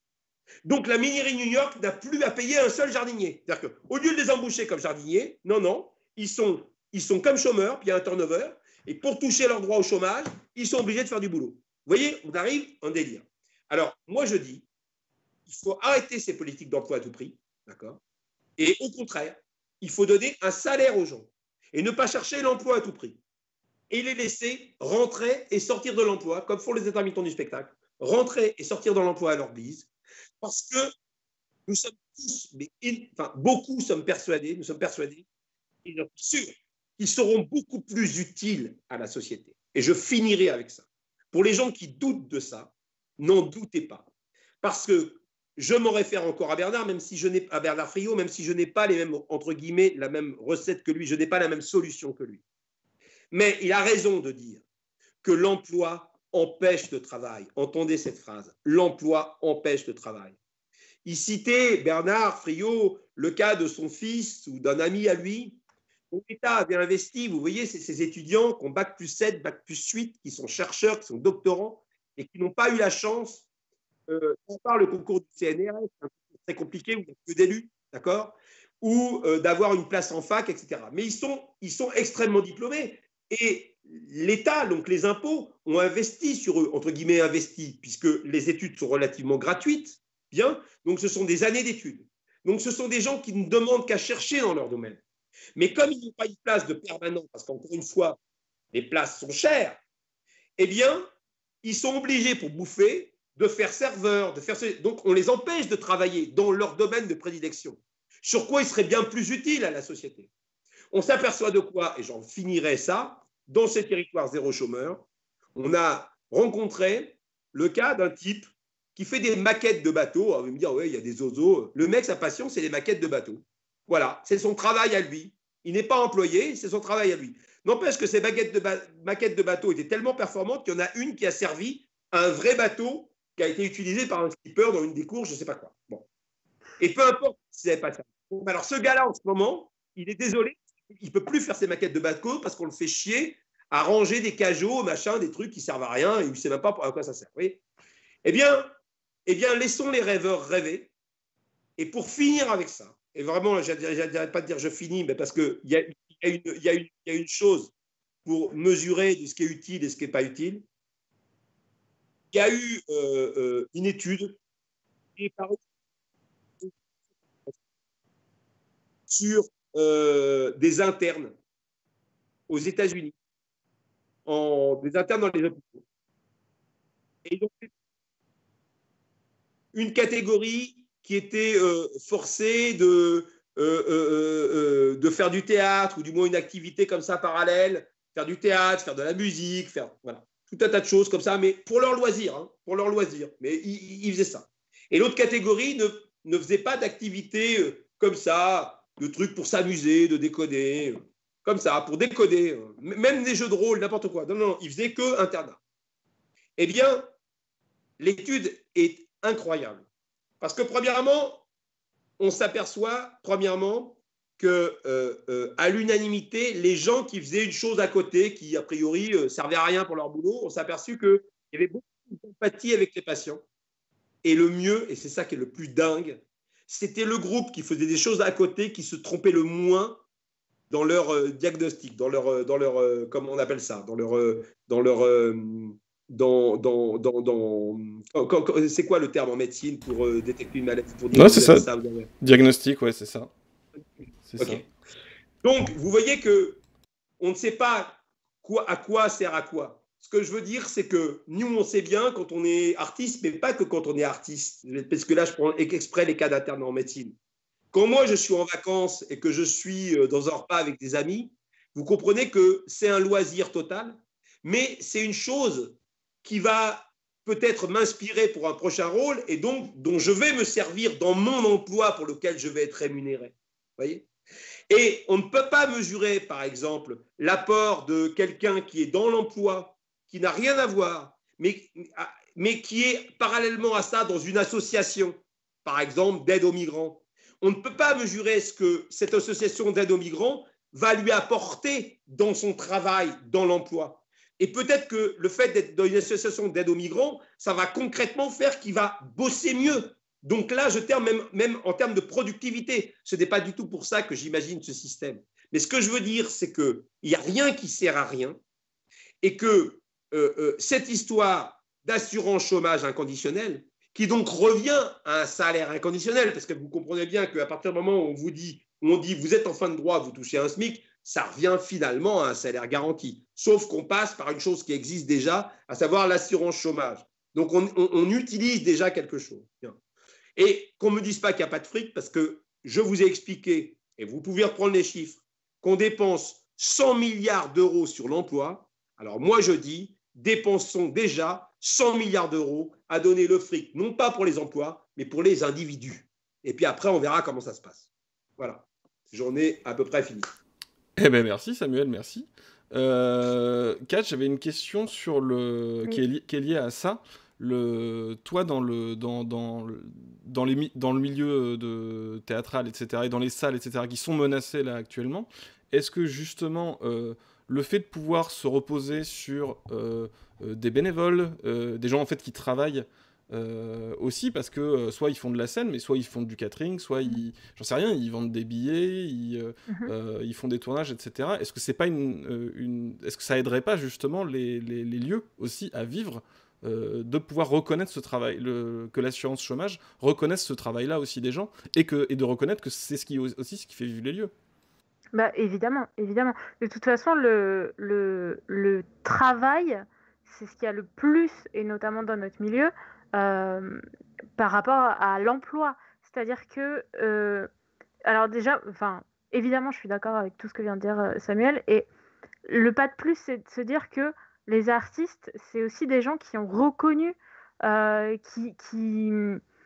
qui sont bien plus utiles en fait en travaillant autant qu'ils le font aujourd'hui et qu'ils n'arriveront jamais, pour l'instant, dans le système tel qu'on leur propose, à corréler l'emploi et le travail. Et en plus, il y a des endroits où les situations sont très favorables, très favorables, sont plus favorables. Je pense par exemple aux scènes conventionnées, à des endroits où il y a plus d'argent public, etc.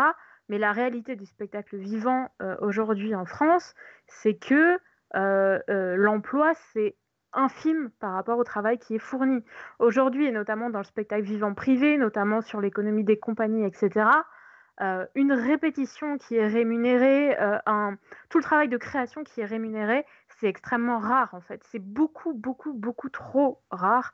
Et que une énorme partie du milieu du spectacle vivant et de l'économie des salles, ça repose justement sur cette force de travail et qui échappe au cadre de l'emploi. Donc oui, évidemment que ça aiderait, et que la prise en compte en fait de l'économie réelle du milieu du spectacle vivant, elle est complètement faussée si elle se rapporte à l'emploi qui en est fait, aux gens qui sont rémunérés et comment ils sont rémunérés par rapport à l'ensemble du travail qui est fourni.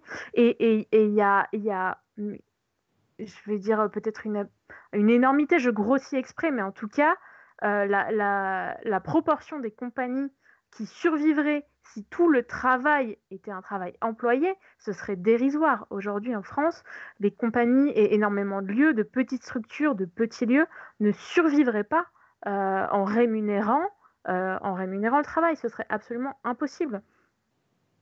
Ce serait impossible. Et de fait, du coup, les considérations sont complètement faussées. Oui, tu veux, si je comprends bien, c'est comme quand Samuel tout à l'heure disait, quand tu travailles, quand tu apprends ton texte, tu n'es pas employé, quand tu te nourris peut-être de situations pour un prochain rôle, etc.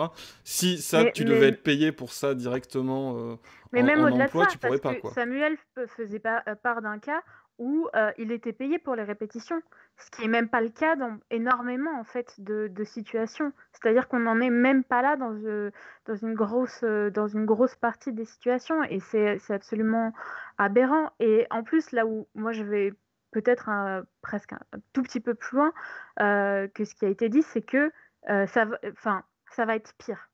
Ça va être pire pour les intermittents parce que les lieux sont en souffrance, parce que on a attendu longtemps de savoir ce que le gouvernement allait faire pour nous, ce qu'ils allaient débloquer comme aide, la main qui allait être tendue aux lieux, et notamment aux petits lieux. On l'a attendu longtemps, on a eu un espèce de speech complètement décousu, on nous a parlé d'enfourcher des tiques, de fromage, de jambon, de tout ce que vous voulez, on nous a rien dit. Et les lieux se retrouvent dans des situations extrêmement compliquées où ils ont des déficits qui sont énormes, où sur le premier trimestre de la saison prochaine, ils vont même pas pouvoir se renflouer parce qu'ils vont reporter les spectacles qui sont déjà achetés, qui vont reporter les billets qui n'ont pas été utilisés parce qu'ils essayent de gérer un petit peu leur fonds de trésorerie comme ils peuvent pour survivre. Mais ça veut dire quoi? Ça veut dire que les intermittents qui n'ont pas fait leurs heures et qui sont très inquiets de ça, ou qui essayaient de rentrer dans le statut, et ben encore plus, ils vont accepter de faire un cachet pour 3 représentations. Encore plus, ils vont accepter d'être au minimum plancher, parce que tout ce qui va les motiver, c'est de se garantir d'arriver à ce fameux Graal que sont ces 507 heures, d'arriver à ouvrir la porte des annexes 8 à 10 et de bénéficier du régime de l'intermittence. Et cette situation-là, dans les mois à venir et dans l'année qui va venir, voire même les 2 ans qui vont venir, elle va s'accentuer. Ça va être catastrophique parce que les lieux ont moins d'argent, parce qu'ils ne savent pas du tout clairement aujourd'hui comment ça va se passer. Ils sont incapables de se positionner pour beaucoup de lieux, et parce que les intermittents sont tellement pris à la gorge et inquiets de ce qu'on leur annonce ou de ce qu'on leur annonce pas, que, comme disait Samuel, ils ne vont pas se permettre le luxe de dire non, j'accepterai pas de toucher un cachet sur 3, j'accepterai pas d'être payé 120 € net pour un cachet de 12 heures pour un spectacle que j'ai bossé 3 mois gratuitement, et encore je dis 3 mois, mais souvent c'est bien plus. Donc on est dans un rapport qui est complètement faussé. Et qui est délétère pour tout le monde, parce que les lieux sont inquiets de leur situation, ils se crispent, ça se répercute sur les employés derrière, qui sont les techniciens, qui sont les artistes, qui sont tous les gens qui ne bénéficient pas du régime général, et encore, même ceux-là, ils ne sont pas forcément...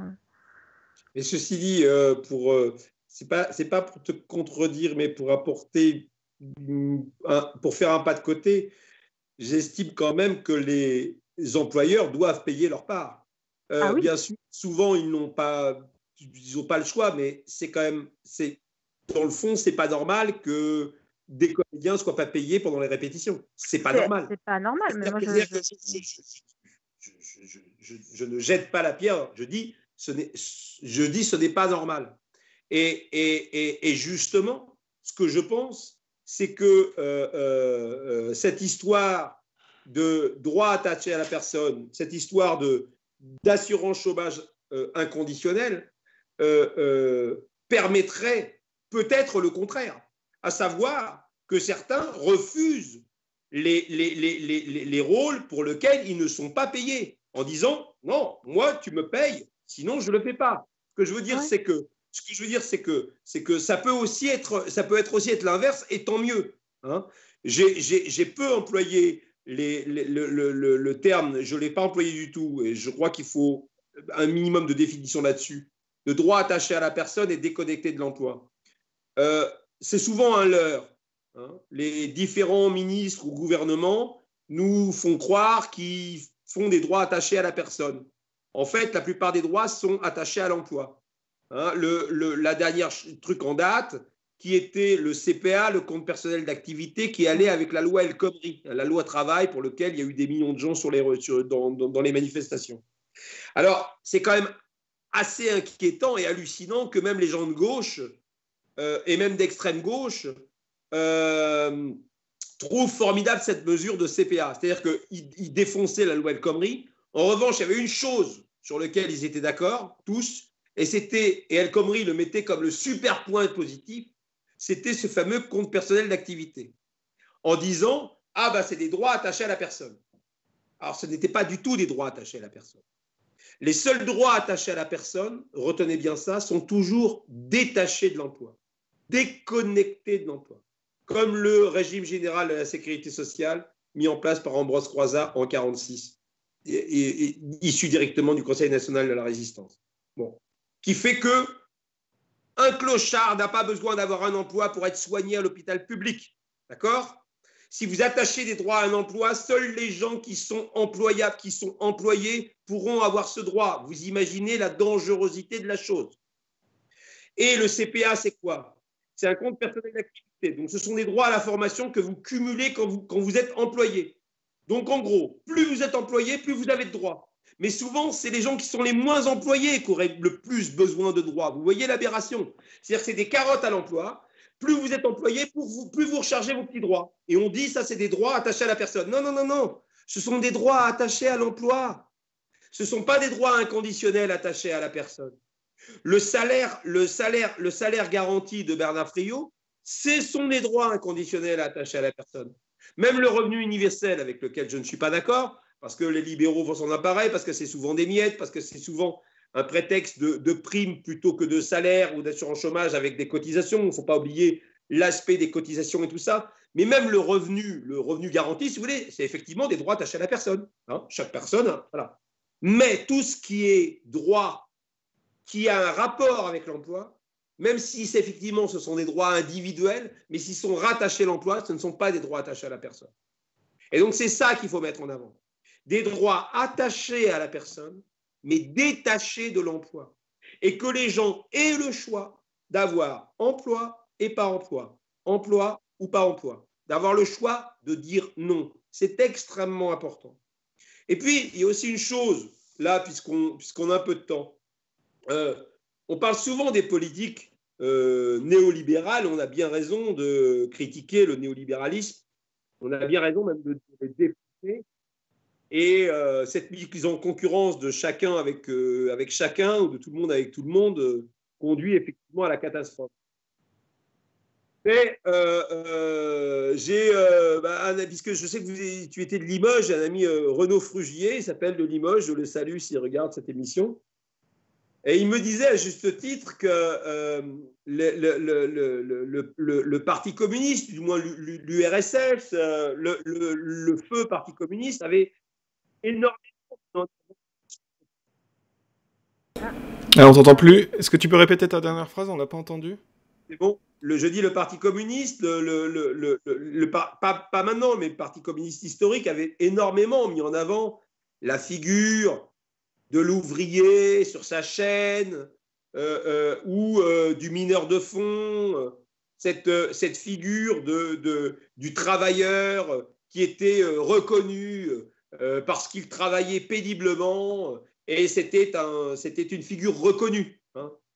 De là, d'ailleurs, et ensuite, il faut reconnaître que tout ça, cette espèce d'image d'Épinal-là, eh bien, a donné un argument à Sarkozy, quand il est arrivé en 2007, une des premières phrases, pour lui, ça a été de dire, moi, président, c'est clair, j'opposerai le smicard qui se lève tôt au chômeur qui se lève tard. Vous voyez ce que je veux dire?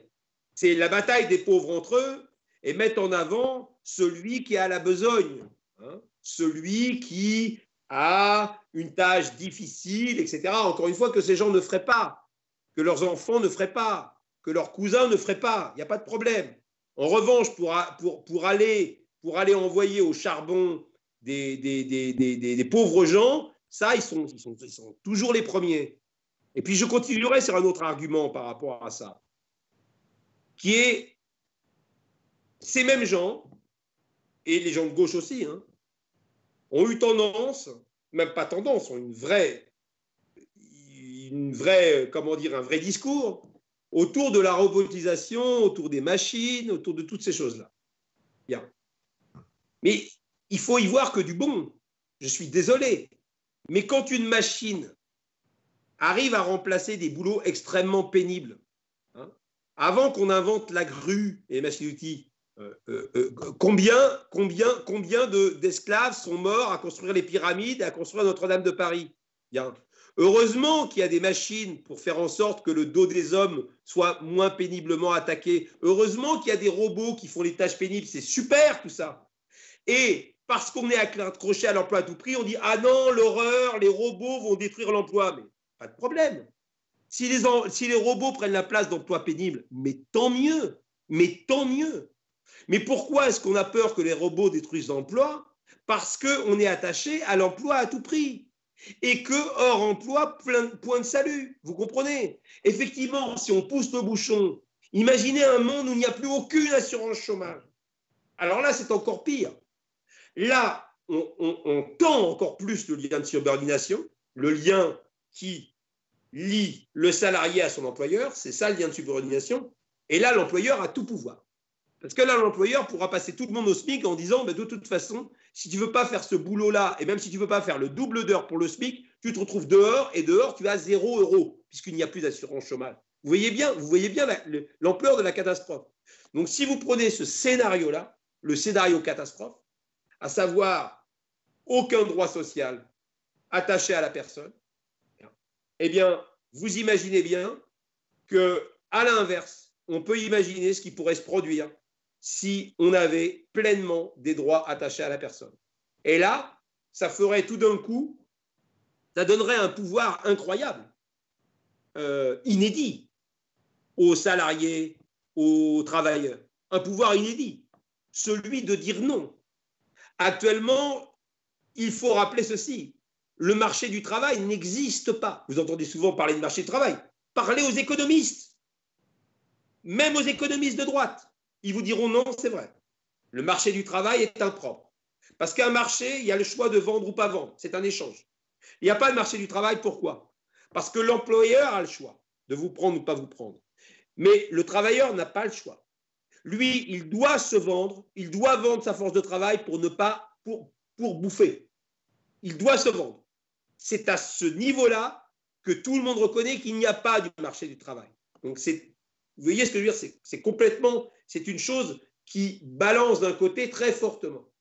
Eh bien, il est urgent de faire en sorte que les salariés, les travailleurs de ce pays aient un peu plus de pouvoir. Et la seule chose, le seul moyen, il n'y en a pas d'autre, je vous le dis, il n'y en a pas d'autre.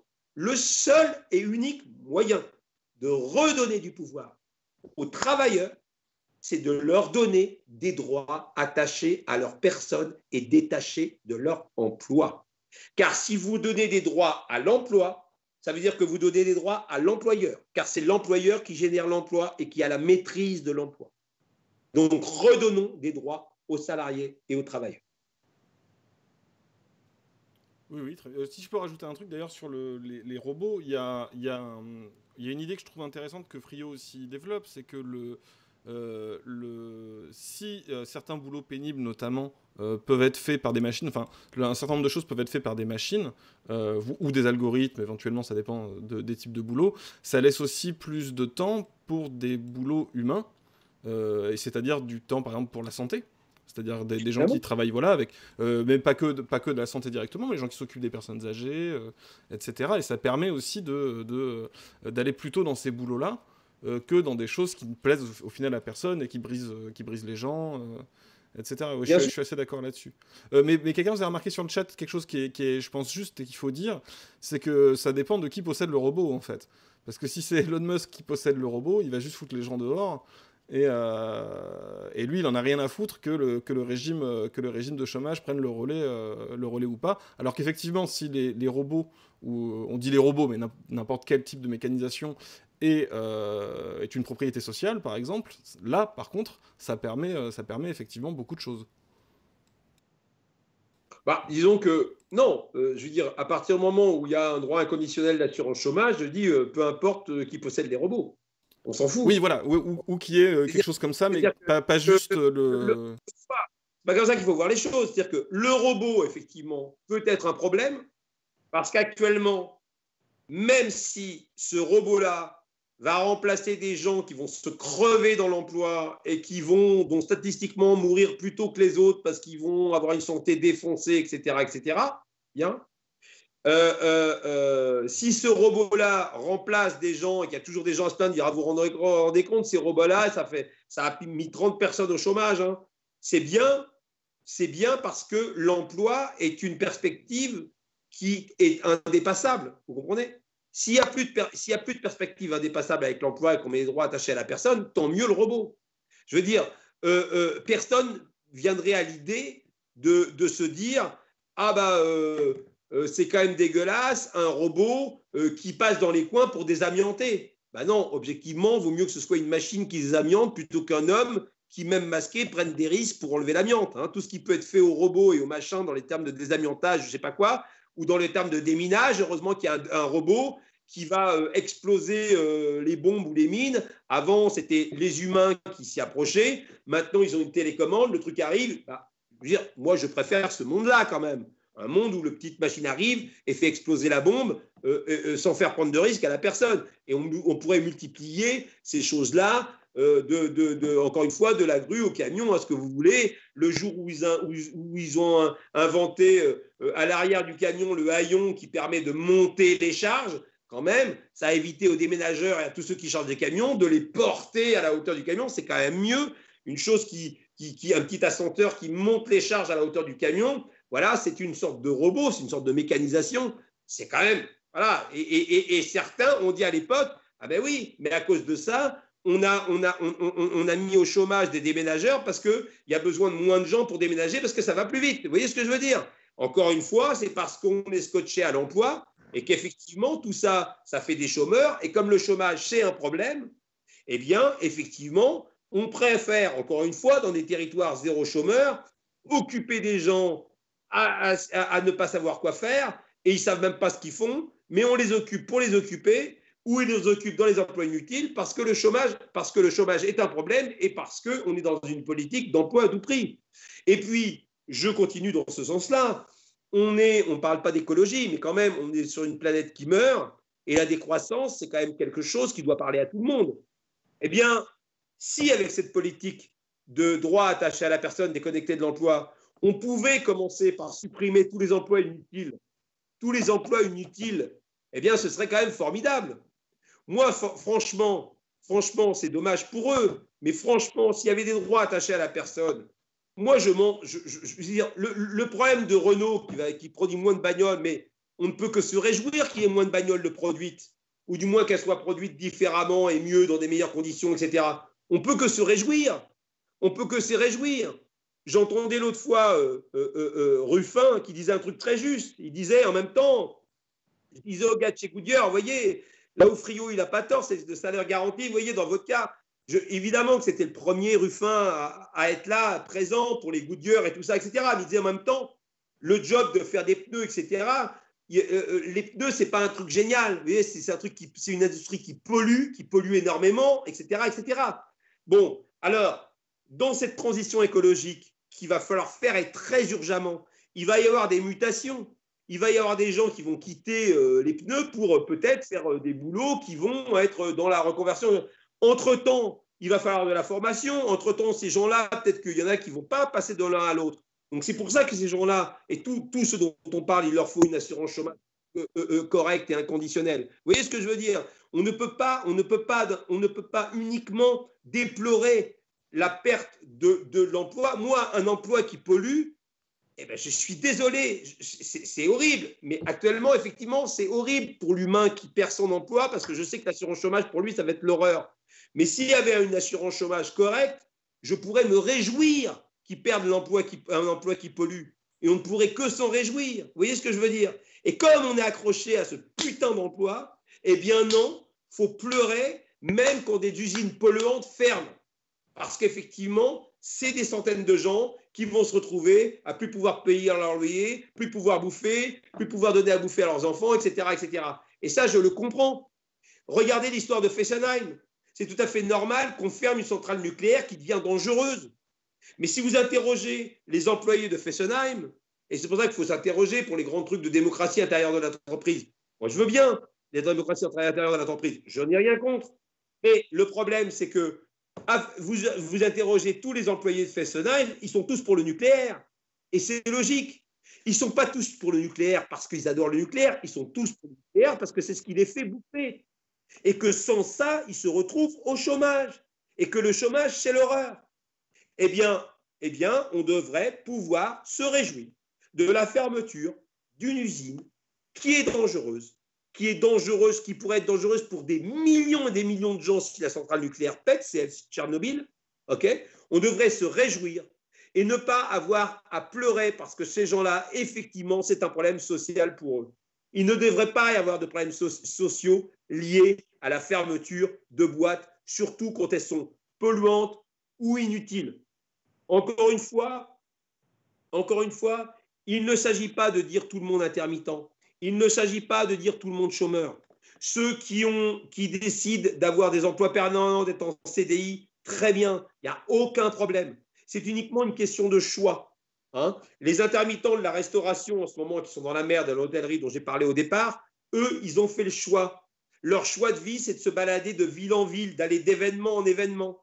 Ils préfèrent ce job-là à être en CDI dans un hôtel ou dans un restaurant. C'est leur choix. Ils sont accomplis dans ce choix-là, dans ce choix de vie. Parce que précarité ne veut pas dire pauvreté. Les intermittents du spectacle qui ont la chance d'avoir leurs 507 heures savent parfaitement qu'ils sont précaires, mais ils ne sont pas pauvres. Ce que je veux dire, c'est que Gérard Depardieu et Catherine Deneuve sont précaires. Ils ont eu des emplois précaires toute leur vie. Et pourtant, je ne crois pas que Gérard Depardieu et Catherine Deneuve soient pauvres. Et pourtant, ces personnes-là, ça fait 40 ans qu'ils vont de contrat précaire en contrat précaire. Car eux aussi sont en CDDU. Catherine Deneuve, Gérard Depardieu sont dans CDDU, en contrat déterminé dit d'usage. Ce sont des travailleurs précaires. Et pourtant, ils ne sont pas pauvres. Il ne s'agit pas, encore une fois, il ne s'agit pas de dire tout le monde permanent ou tout le monde intermittent. Il s'agit de dire nous sommes dans une économie de marché. Alors, à moins de faire une grande révolution qui socialise tout et qui fasse que tout le monde entier soit fonctionnaire, on pourra attendre 1000 milliards d'années pour ça. Nous sommes dans une économie de marché. Le marché réclame de plus en plus des emplois à la tâche, des emplois au projet. Et je crois qu'il n'y a pas à cracher là-dessus. Ce que je veux dire, c'est que ce qu'on comprend pour les compagnies de théâtre, pour les projets de théâtre ou pour les films, on doit aussi le comprendre pour l'hôtel Martinez du Festival de Cannes. Et ce n'est pas lui un salaud de patron et le metteur en scène de la compagnie un gentil patron. Non. Celui qui monte un projet de théâtre ou celui qui fait un film, il sait très bien que les 3 comédiens qu'il va employer pour son projet de théâtre, il va pouvoir les employer que pour les répétitions et pour les représentations. Le reste de l'année, il ne va pas pouvoir les employer. Ils ne vont pas pouvoir être permanents pour cette structure. Et on peut comprendre aussi que le Festival de Cannes, c'est une fois par an, et que l'hôtel Martinez, qui emploie 250 permanents, ait besoin de 1000 extras uniquement pendant les 12 jours du Festival de Cannes. Et que lui, même l'hôtel Martinez, ne peut pas employer 1000 CDI dans l'année. On peut parfaitement le comprendre. Hein. Ce sont des emplois engagés au projet, parce qu'il y a un événement. On comprend bien que tous les extras des bars et hôtels à Avignon Ils sont là parce qu'il y a un festival et que le mois d'août à Avignon, c'est la mort, il n'y a plus personne et on comprend bien que ces extras n'ont plus rien à foutre à Avignon et que ces bars, restaurants qui fonctionnent avec 20 serveurs, ils fonctionnent avec 2 serveurs dans l'année, ils ne peuvent pas employer les 20 serveurs tout le reste de l'année. Et ce n'est pas pour ça que ce sont des salauds de patrons. Eh bien, il s'agit de dire, OK, la flexibilité devient une sorte de norme dans l'économie de marché dans laquelle on est. Nous sommes un parfait exemple de flexibilité. Le cinéma, le théâtre, la musique, la danse, le cirque, etc. sont des parfaits exemples. Nous sommes parmi les professions les plus flexibles qui soient. Donc, il ne faut pas cracher sur la flexibilité. C'est ce qu'ont tendance à faire tous les partis, surtout les partis de gauche, la flexibilité, flexibilité, flexibilité, CDI pour tous. Nous, si on sait que dans nos métiers, le CDI est impossible, aucune compagnie, encore une fois, peut en payer à l'année, eh bien, on peut donc penser que dans plein d'autres activités, ce ne sont pas des salauds de patrons, mais les CDI sont impossibles aussi. Alors, il y a 2 solutions. Moi, pardon, je te coupe une seconde, mais juste, je pense que c'est important de dire que c'est... Je finis ma phrase, parce que sinon... Pardon, excuse-moi. Je finis ma phrase. Il y a 2 solutions. Soit on admet cet état de fait, et alors, on travaille sur une vraie flexi-sécurité, ce qu'ont un peu les intermittents du spectacle. On assure la sécurité de tous les flexibles. On assure la sécurité de tous les gens qui travaillent par intermittence ou qui sont au chômage total. On travaille sur une vraie flexi-sécurité, ou alors soit c'est la tragédie, parce qu'on passe notre temps, pas les libéraux, eux la réclament, mais la gauche passe son temps à dénoncer la flexibilité, sans rien y faire. La flexibilité est de plus en plus réclamée. Donc on a une gauche qui dénonce la flexibilité, les libéraux qui s'en servent et qui s'en servent sans donner de droits qui vont avec, et il y a un statu quo, parce qu'il y a les uns qui disent les CDI, les CDI, les CDI, les autres qui continuent avec la flexibilité et qui n'apportent pas de droits qui vont avec. Eh bien, il est grand temps que la gauche se réveille et dise maintenant, il faut des droits pour tous les gens qui travaillent dans la flexibilité, qui sont flexibles. Il leur faut des droits inconditionnels. Voilà. Ok, Kat, vas-y. Et dans ce sens-là, c'était pile dans ce que disait Samuel, c'est que on a l'air d'être un peu chiant comme ça quand on dit dites pas statut d'intermittent, et encore plus, notamment dans la presse ou dans la manière dont c'est relayé, ils disent souvent le statut d'intermittent du spectacle. Et en fait, c'est hyper important de pas tout mélanger, et quand on dit non, en fait, il n'y a pas de statut d'intermittence, il y a un régime d'intermittence, etc. C'est que le fait de dire oui, mais eux, c'est des intermittents du spectacle qui bénéficient d'un statut, ce qui est faux, ça permet de les séparer, en fait. Ça permet de les considérer comme une frange à part, et ça permet de bloquer une réflexion qui est beaucoup plus globale sur comment on gère effectivement cette intermittence de l'emploi. Et les intermittents, quels qu'ils soient d'ailleurs, ça fait vraiment longtemps, là on a parlé de la réforme sur 2019, mais ça fait vraiment longtemps qu'ils se battent pour dire on veut pas de votre SAP, de ce système, on veut pas de tout ce que vous nous promettez, parce que ça correspond pas à nous, notre réalité. Et le fait de dire oui, mais eux ils ont un statut particulier, comme on pourrait dire les cheminots ont un statut particulier, etc., ça permet de les séparer, et ça permet de les isoler, en fait, et de bloquer une pensée globale qui est une pensée de comment justement on travaille avec ce qui est la réalité de l'emploi aujourd'hui, qui est une réalité, comme dit Samuel, qui va de plus en plus se détacher d'un travail continu, exactement la même chose, en CDI, dans une même boîte, avec un seul patron, etc.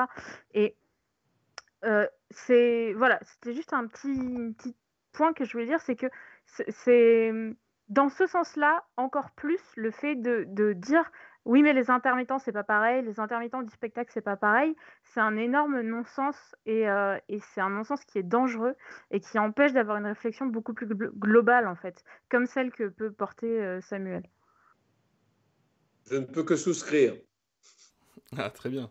Il y avait une question, alors moi, je trouve assez intéressante sur le chat. Je sais plus, désolé, hein, je sais plus qui l'a posée, mais je l'ai retenu en tête. Est-ce que, c'est peut-être une question un peu piège, dans le milieu des gens qui bénéficient de l'intermittence, est-ce que ce milieu-là serait d'accord pour étendre comme toi tu le proposes, Samuel, ce statut, partager ce statut avec les intermittents de l'hôtellerie, les régisseurs et régisseuses, etc. Enfin, tous les métiers dont tu as parlé. Est-ce que ton message porte aussi dans ton propre milieu à ce niveau-là? Je pense que c'était ça la question. Oui, bien sûr. Non, mais sincèrement, je crois que, honnêtement, alors là, au niveau du nom, parce que vous comprenez bien que nous, on va même plus loin, puisqu'on dit c'est à tous les chômeurs, etc. Mais en tout cas, eux, ce que réclament, parce que je ne veux pas parler à leur place, ce que réclament ces gens-là, c'est retrouver l'annexe spécifique dans lequel ils émargeaient. Ils émargeaient à l'annexe 4, qui était l'annexe des intérimaires, qui était une annexe qui était aussi pensée pour leur pratique d'emploi, qui sont des pratiques légèrement différentes des intermittents et donc qui étaient rémunératrices de manière différente, parce que la grande différence entre l'annexe 4 et les annexes 8 et 10, c'était les critères d'accès. C'est-à-dire que la plupart des intermittents de l'hôtellerie, la restauration, par exemple, n'ont pas de problème pour faire leurs heures. Ils ont un grand volume d'emploi en termes d'heures. Hein. Autant beaucoup d'artistes galèrent pour faire leurs 507 heures, autant eux, ils font 900 heures, 1000 heures assez facilement. Hein.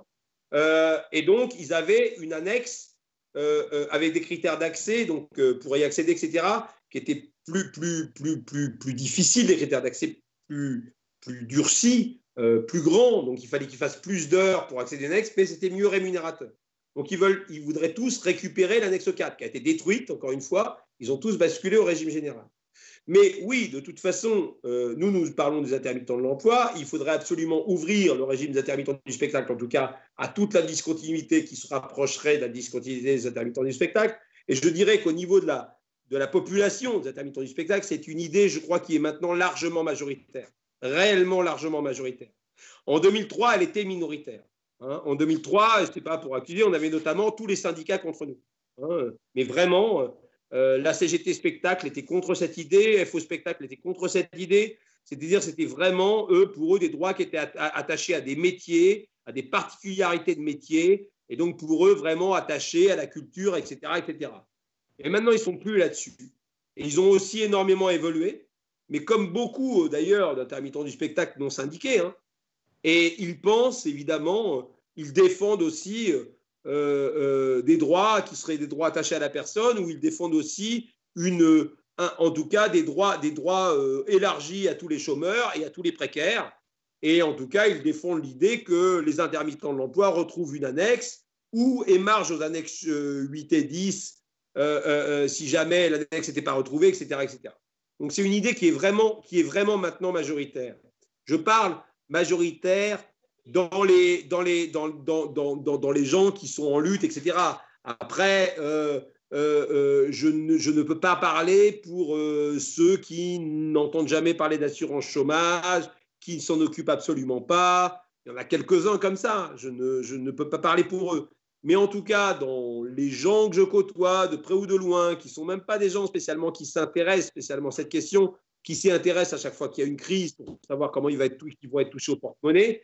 Mais ces gens-là, en tout cas, qui s'intéressent, qui regardent nos vidéos, qui regardent nos publications et tout ça, je sentais bien qu'il y a quelques années, ces gens-là étaient un petit peu réfractaires. Ils disaient non, occupons-nous de nous d'abord, enfin surtout, etc. Enfin bon, voilà, les autres, ils avaient du mal à comprendre ce discours-là. Et là, je dirais que la crise du Covid l'a accéléré la chose. Et ça, c'est le point positif parce qu'ils ont compris que, bizarrement, tous les intermittents étaient dans la merde. Hein, pour une chose toute bête, c'est que l'État a mis une seule mesure d'urgence pour les salariés, une seule, qui n'a pas été négligeable. Ça s'appelle le chômage partiel. 24 milliards d'euros dépensés en chômage partiel pour couvrir l'emploi stable, pour couvrir principalement ceux qui sont en CDI, c'est-à-dire ceux qui étaient sous contrat. Il se trouve que le chômage partiel est inefficient pour le CDDU. Ça a touché très peu d'intermittents du spectacle, ça a couvert 5 ans, mais très peu, et aucun intermittent de l'emploi. Pourquoi ? Parce que le Festival de Cannes, il fait des contrats au dernier moment, le Martinez. Et donc, ces gens-là, ils n'avaient pas de contrat avant le 15 mars pour un emploi au mois de mai. On est d'accord ? Donc, comme il fallait avoir des contrats signés avant le 15 mars pour des emplois qui ont eu lieu en avril, en mai, etc., ces gens-là, ils ne savent même pas ce que c'est que le chômage partiel, ils n'ont pas eu le droit. Donc, les 24 milliards d'euros de chômage partiel, Ils ont été efficients pour l'emploi stable, mais pas pour l'ensemble des CDDU, ce qui nous a quand même réunis. Parce qu'à un moment donné, les intermittents du spectacle qui étaient vraiment dans la merde, et pas couverts par le chômage partiel, ils se sont aperçus qu'on avait des camarades qui étaient très proches et qui étaient dans la merde au même moment que nous. Souvent, au niveau de la temporalité des luttes, on était en lutte, eux ne l'étaient pas. Ensuite, pour la Convention 2019, comme je l'ai dit, les intermittents du spectacle ont été épargnés. Donc les intermittents du spectacle, on ne lutte pas pour les copains. Ils n'ont pas lutté pour l'assurance chômage totalement dégradée, explosée, parce que ça concernait les chômeurs du régime général et que ça ne les concernait pas eux. Il se trouve que là, avec la crise, ça les concernait pareil.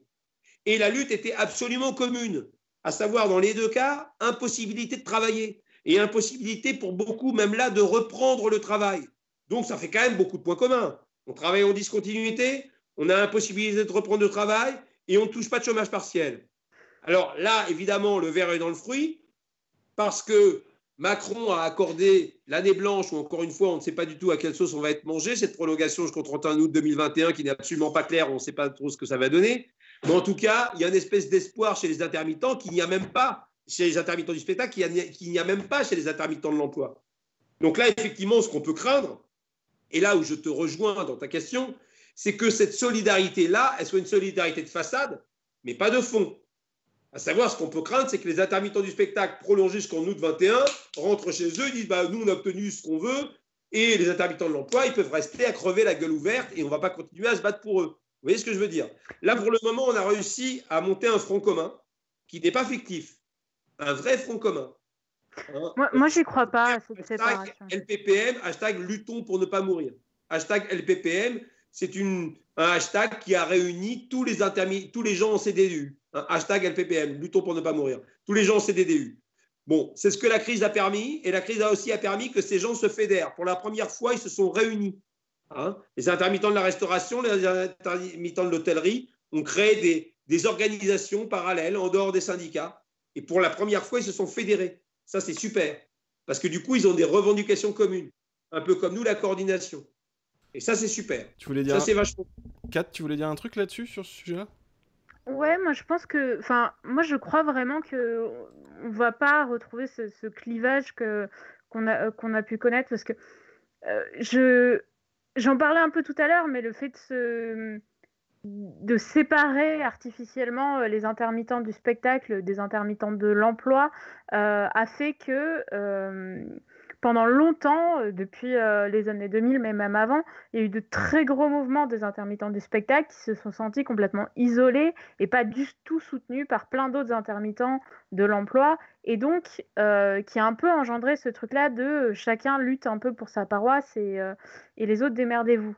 Et c'est un truc qui est quand même assez qui a été très fort à certaines périodes, de se dire en fait, quand nous on lutte pour notre intermittence, il y en a plein qui se rendent pas compte, qui sont aussi en intermittence, et du coup quand ceux-là commencent à être atteints, du coup eux ils se font pas bouger pour nous, pourquoi on se bougerait pour eux? Il y a eu un peu de ça, il y a pu y avoir un peu de ça, ou même beaucoup. Mais je pense que tout ce qu'on vit là va porter enfin ses fruits, et je pense pas que cette séparation, on la retrouvera comme ce que peut craindre Samuel. Et aussi parce que certes, on a sauvé une partie des intermittents, enfin peut-être sauvé une partie des intermittents avec cette année blanche, mais encore une fois, même dans les intermittents du spectacle vivant, des techniciens, des artistes, etc., il y en a qu'on a, entre guillemets, pas sauvés, qui savent toujours pas, parce que tous ceux qui étaient dans la phase d'accès au régime de l'intermittence, ils savent toujours pas, ce qui va leur arriver. Ils savent toujours pas, tous ceux qui passaient par le GUSO, ils savent toujours pas, tous ceux qui n'avaient pas encore cumulé les 507 heures, ils savent toujours pas. Et donc, c'est quelque chose qui va continuer à faire front ensemble, et c'est pour ça que moi j'y crois quand même pas mal. Et de plus en plus, même des gens qui ne s'intéressent pas à toutes ces questions-là, ils s'y intéressent sans s'y intéresser. C'est-à-dire que de plus en plus, moi, des artistes avec lesquels je travaille, qui ne sont pas spécialement politisés, qui ne sont pas spécialement intéressés, ils sont vraiment convaincus qu'il faut, même ceux qui sont complètement néophytes de plein de pensées, comme on a pu citer Friot, comme on a pu en citer d'autres ce soir, disent il faut attacher le salaire au travail ou il faut attacher le salaire à la personne. Différentes étapes de pensée. Et j'ai envie de vous dire, ne serait-ce que dans ces deux chemins de pensée, si on attache le salaire au travail ou si on l'attache à la personne, bah, ces fameux 507 heures qui sont clivants pour plein de gens, ils n'existent même plus. Parce que si on n'attache pas le salaire à un emploi, à un contrat qui te dit ce jour-là, tu as fait 12 heures, ce jour-là, tu as fait 12 heures, là, tu as un cachet, là, tu en as un autre, etc. Ou si tu es technicien, là, tu en as fait 8, là, tu en as fait 10, là, tu en as fait 3. Eh ben, on sort de cette catégorisation-là. Et c'est quelque chose sur lequel de plus en plus de gens se retrouvent, en fait. Donc ouais, t'es assez optimiste là-dessus. Et alors, est-ce qu'il n'y a pas un...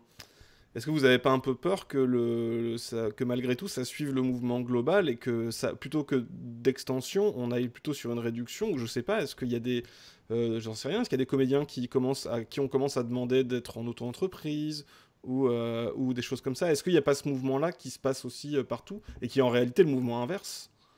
Il y a des comédiens. Avec les gens qui sont au pouvoir, avec les néolibéraux qui sont au pouvoir, c'est le mouvement inverse qui est voulu. Et donc, on a plutôt à chaque fois lutté pour ne pas rogner sur nos droits ou pour récupérer des droits, plutôt que lutter pour améliorer nos droits. Vous voyez ce que je veux dire? On est plutôt en lutte pour ne pas perdre plutôt que de gagner, puisque de toute façon, on est attaqué de partout. Hein.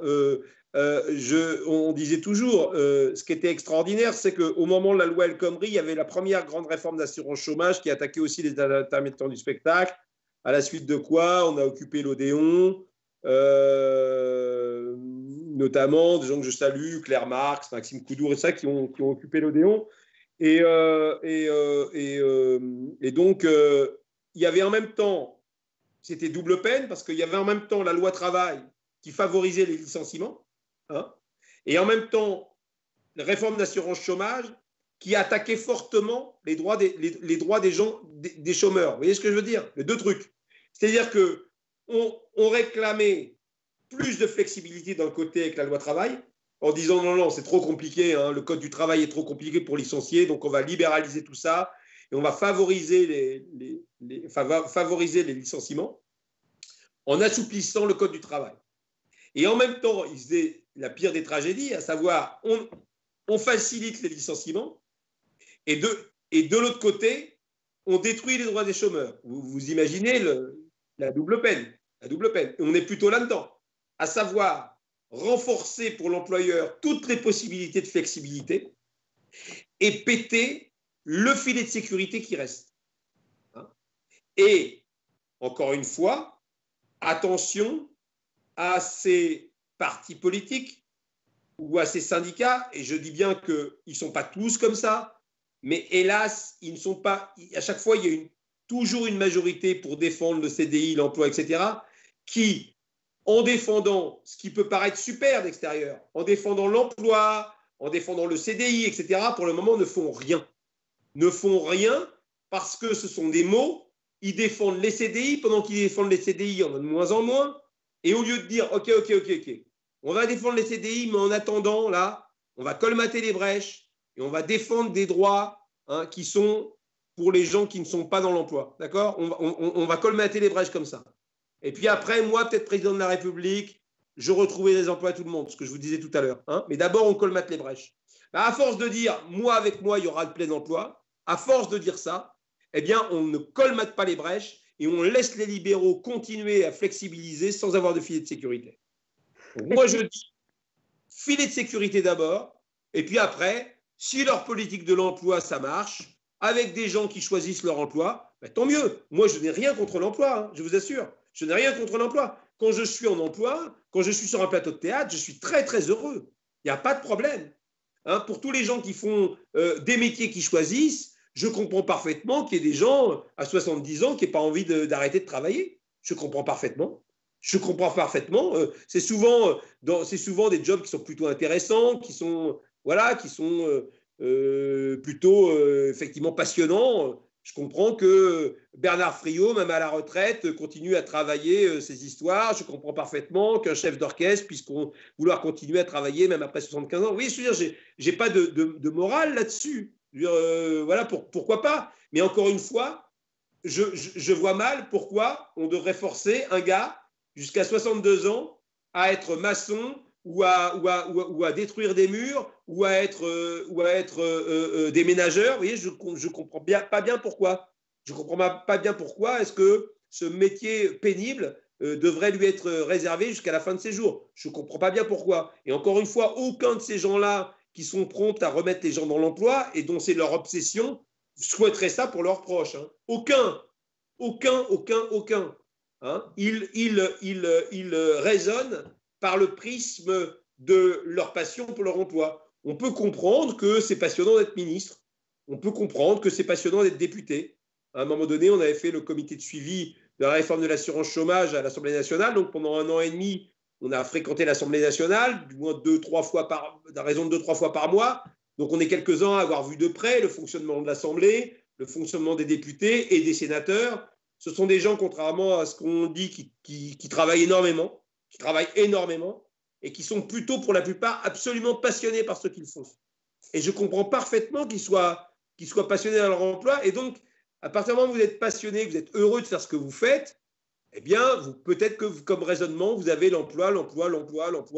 Mais il faudrait quand même qu'ils ouvrent les yeux et voir le nombre de gens qui sont malheureux dans leur emploi, qui sont humiliés dans leur emploi. Et je ne parle pas que des boulots pénibles physiquement, hein, les boulots pénibles psychologiquement, hein, des gens qui sont là, qui vont à leur emploi, la peur au ventre, qui vomissent, il y a des rapports qui vomissent avant même parce qu'ils vont se faire emmerder par un petit chef qui va les empêcher de travailler correctement. D'ailleurs, il y a un rapport là qui est sur l'étape de au moins 3 rapports de sociologues, un français, un hollandais, un américain, extrêmement intéressants, qui vont dans le sens de ce dont on avait parlé là. Ils ont fait un rapport très rapide. Je ne sais pas comment ils l'ont fait aussi vite. Là, dans les 2 mois de Covid, ils sont aperçus que, c'est les employeurs eux-mêmes qui parlent, ils sont aperçus que les jobs de télétravail étaient plutôt beaucoup mieux faits.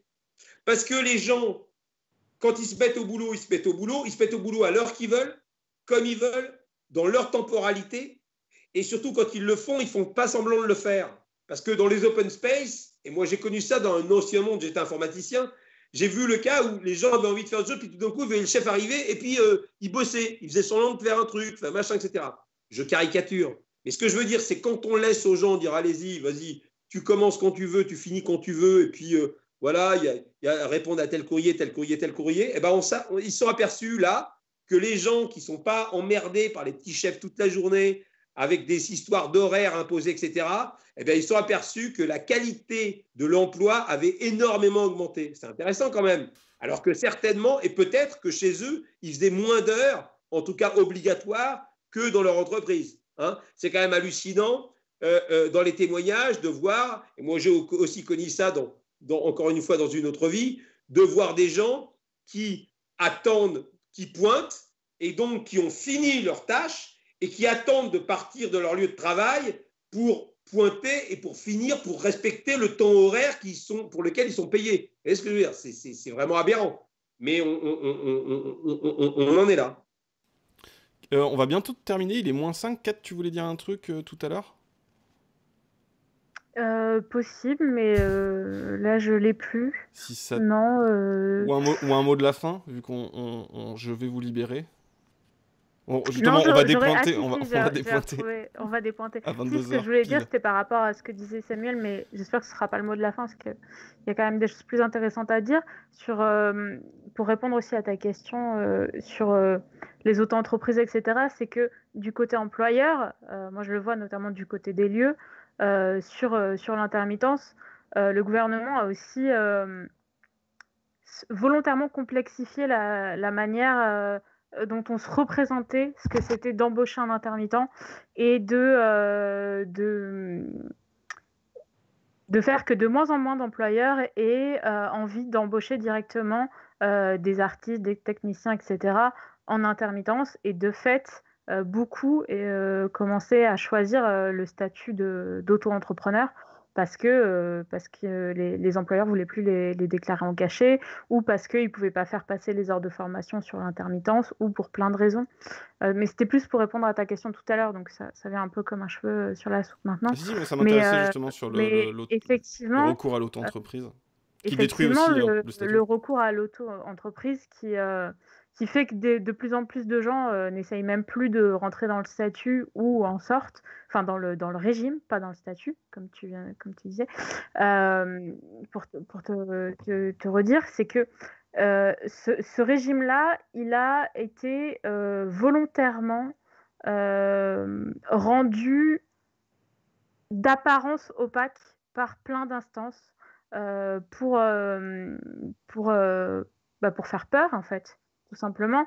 Et de plus en plus, moi, je côtoie des artistes, mais que ce soit dans le milieu du théâtre ou beaucoup aussi dans le milieu de l'audiovisuel ou même des professions.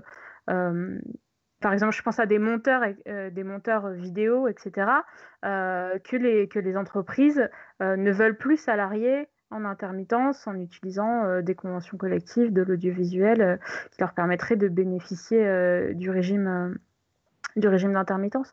Et de fait, comme les employeurs se disent c'est compliqué, je comprends pas bien comment ça fonctionne, c'est de plus en plus chargé ou j'en sais rien, plein d'excuses.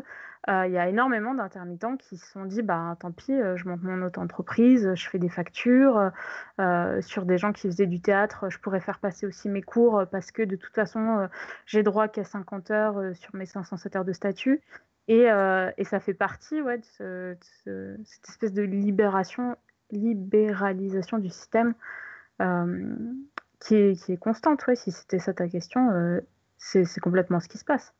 Et sur ça, et très rapidement, il faut rappeler que justement, donc là, on peut dire le statut de salarié est le statut de loin le plus protecteur en France, d'accord? Et c'est ça que les néolibéraux veulent attaquer. Il est très important en France, et c'est pourquoi que nous bénéficions de la présomption de salariat, une loi de 68, les artistes et techniciens bénéficient de la présomption de salariat. C'est pour ça qu'on a le droit d'émarger à l'assurance chômage. C'est extrêmement important parce que qui dit salariat dit cotisation. Hein, et tous ceux qui sont en salaire et en CDI et le sommet du salariat, ça reste quand même le service public, savent très bien que dans les crises, c'est eux qui sont le mieux couverts, que ce soit dans le Covid, que ce soit en cas d'arrêt maladie, en cas de congé maternité. Et par rapport au congé de maternité, on n'en a pas parlé, mais il faut dire que ça a été très compliqué, le congé maternité avec la crise, notamment pour celles qui ont eu le petit malheur de bénéficier de chômage partiel. Il y en a eu très peu dans notre secteur, mais il y en a eu quand même, parce qu'ils se sont fait massacrer au niveau des droits en congé maternité, donc par l'assurance maladie. C'est un dossier qui est extrêmement complexe, l'assurance maladie et assurance chômage, parce que c'est deux dossiers qui se joignent et par moments qui se joignent mal. Donc, ce sont des règles très complexes. Pour ça, il existe un collectif, les Matermitantes, dont Élise Haute est une des responsables et là, certainement la plus grande spécialiste de ce dossier en France. Et vraiment, il faut les saluer parce qu'ils font un boulot absolument remarquable. Oui, c'est vrai. Et en plus, par rapport à ce fait de cumuler ou de sortir, passer de l'un à l'autre, faut savoir que quand on est intermittent, quand on cotise pour l'intermittence, derrière, on bénéficie de tout ce qui va être salaire indirect de cotisation et qui est quand même quelque chose d'hyper important qu'on n'a pas avec l'auto-entreprise et qui fait qu'aujourd'hui, il y a plein d'artistes qui ont du mal à se figurer que oui, certes, sur le moment, ils toucheront un peu moins, que certes, ce sera peut-être un petit peu compliqué au niveau des employeurs, qu'il faudra effectivement faire de la pédagogie pour continuer à être engagé en intermittence, mais c'est vraiment hyper important parce que déjà, être un peu dans les deux, ils vont y perdre énormément. Et rien aujourd'hui encore en France n'est aussi avantageux, comme dit Samuel, que le statut de salarié et de ce qu'il peut nous apporter sur le long terme.